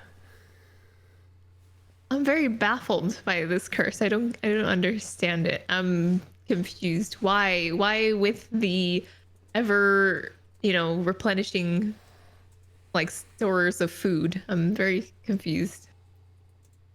Yeah, But the then, zombie like- thing is weird. And I mean, Yeah. is the curse originally just that there's no sun, or is the curse also the zombies? And who screwed this up? What's going on? Well, I mean, it sounded to me like the food is the last thing that holds. Like they used to get everything from these sacrifices, if I'm understanding the story right. It was everything was given, and then slowly, one by one, they take the sun, they take the wealth, the zombies start coming, so things are falling apart, and the townspeople are resigned to enjoy what little comforts they have while everything's falling apart, is what it sounded like to me. Why like have this amazing food and wine that they can enjoy, Because everything was amazing. but at one knowing point. they're still gonna die to these zombies and then come back as a zombie that they can't even enjoy the food, as because they're zombies. Well, for the record, we don't know if the zombies can or cannot enjoy the food. I mean, they might just be like living it up when they're not on screen. We don't know. Partying it up. Jeez. The cheese zombie horde. They're just like chilling, like Thriller, like doing some like rave dances and just like knocking back the wall. No, I think it's a great story. I'm super engaged. I want to see where this goes. You know, I feel like this is cool that we're not falling into like tropes and like, you know, there's twists and turns and stuff, and so I'm super happy with it. You know, Cool. Well, I'm always curious at the end of a session too to hear where you think it's going, so yeah. I can tailor anything I have to do with the exposition to keep you guys like on path. Right. This session was kind of like a nice, neat, kind of clean exposition, combat, short exposition, combat, wrap it all up. Mm-hmm. The next one that got to be a little more tropey because you guys get to actually go into a dungeon, Yay. which will be fun. I cannot guarantee there will be a dragon though. Oh, I mean, I'd like there to No, be. yeah. I mean, it's super cool. I mean, I don't know. I haven't done this. This is my first time, so maybe that's why it's so exciting to see. You know, but I appreciate you guys having patience with me and stuff. hmm I'm really enjoying it. Is all no, I you're can doing say. great, man. Thank You're you. doing Yeah, you're doing fine, man. Yeah. Yeah, it's kind of fun to bring a paladin into his god, Yeah. which would be great because it gives us an incentive to bring you back later into another mini series, because everyone will have this arc as Azteki found faith, Yes. or rather defined like it. faith. He's always had it because he's used lay on hands a couple of times now. Oh. I think I only used it the one time. Did I use it twice? You're about to use it tonight because you might not wake up with full health if you don't. Oh, okay. Well, that seems like a legitimate strategy. I didn't know I could do that on myself. I'm down. You guys, I'm all for not dying in the second session. Yeah. Though it's cool if I roll zeros, I won't be heartbroken. I'm not gonna get angry or anything. you had a couple I'm of just close happy to calls be here there. on the ride. Yeah. You had a couple of Hey, close. if we die, then you get to like try to kill us. I mean, it'll be cool. It's like full circle. Oh, I no mercy. I have not been having Evil- mercy. Evil zombie is Teki. I can tell you that. Speaking of which, you guys have learned a lot about yourselves in the last two sessions. We have. You have. I would say you've passed a milestone. Yay. Woo! That translates to you get to level up a level. Yay. So Okay. that's your homework. Explore the website and figure out what you want to do with your new level. Second level doesn't bring a ton of major changes, but it does double your hit points for the most part. So that's a good thing. It opens up some new spells to our wizard, so she can kick a little more butt going forward. And our paladin will take a few more hits before he drops next time. Seems like a legitimate strategy. I didn't have to hit the spot where I said, you can just not attack for the turn and go full defense. There were a couple spots where I'm like, I should recommend, nope. He's all about pounding something. Yeah, Yes, I basically, mean, I we're wasn't. like team burning I down. wouldn't have taken that good advice for sure. like I felt like I should have told. I should have told Nisha, don't rush in, stay here with me before, But I don't know. She probably wouldn't listen to me anyway. So. Well, she may have been thinking to go fight mean- and then fall back over the wall once it started to go badly. Yeah. Well, I think I Right. took one swing. And then I died. Well, to be yeah, you threw a hammer, to be fair, and then Yes. and then he went and swung and then Yeah, died. I took one swing and then something got me, and I didn't dodge or parry or nothing. So that was it. At least I didn't die. I'm happy. So how does the death thing work? You get like 3 rolls, and if it's best out of 3 or something. You get, you keep rolling. It's a 50-50 chance. And whichever you reach first, 3 fails or 3 successes determines where you end the 6 at. or 3. Oh, okay. So if you get 3 successes, boom, boom, boom, boom, then you're golden. If you get 3 fails, then you are the opposite of golden. And then it's anywhere in the middle. So it could take up to 6 rounds before it's determined. So you get some give and take. And when people are down, you can't help them. Oh, you can totally help them. Oh, okay. They would have helped you. They had their hands full. Oh, I see. Yeah, if I would have had a turn after we dropped the big guy, I would have run it, stabilized him definitely. Okay, so that's what's going on. Because I had 6 rounds before I bled out, it's best to try to finish the mobs first. Okay, I get it. Well, it depends on how many there are and how close to done Oh, they are. yeah. Right, Yeah. and if you like, it was like in the other combat, if you would have been drowning or if the zombie would have kept on, you would have been a different story. You know what I mean? Yeah, that's why I asked. Is that zombie? Like, I wanted to make sure like he turned away from him right before I made my attacks. Oh, okay. I get that now. Because they I couldn't didn't just finish understand you that. off. Okay. And zombies Okay, ain't so you have to bright. make sure. They're not going to finish anybody off usually. Because zombies are kind of stupid.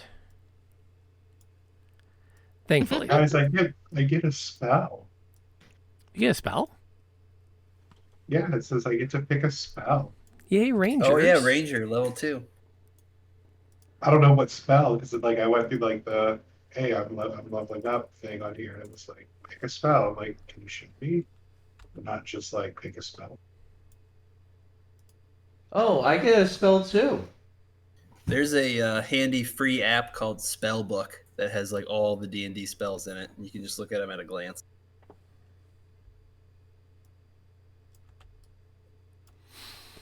Yep, it's definitely homework.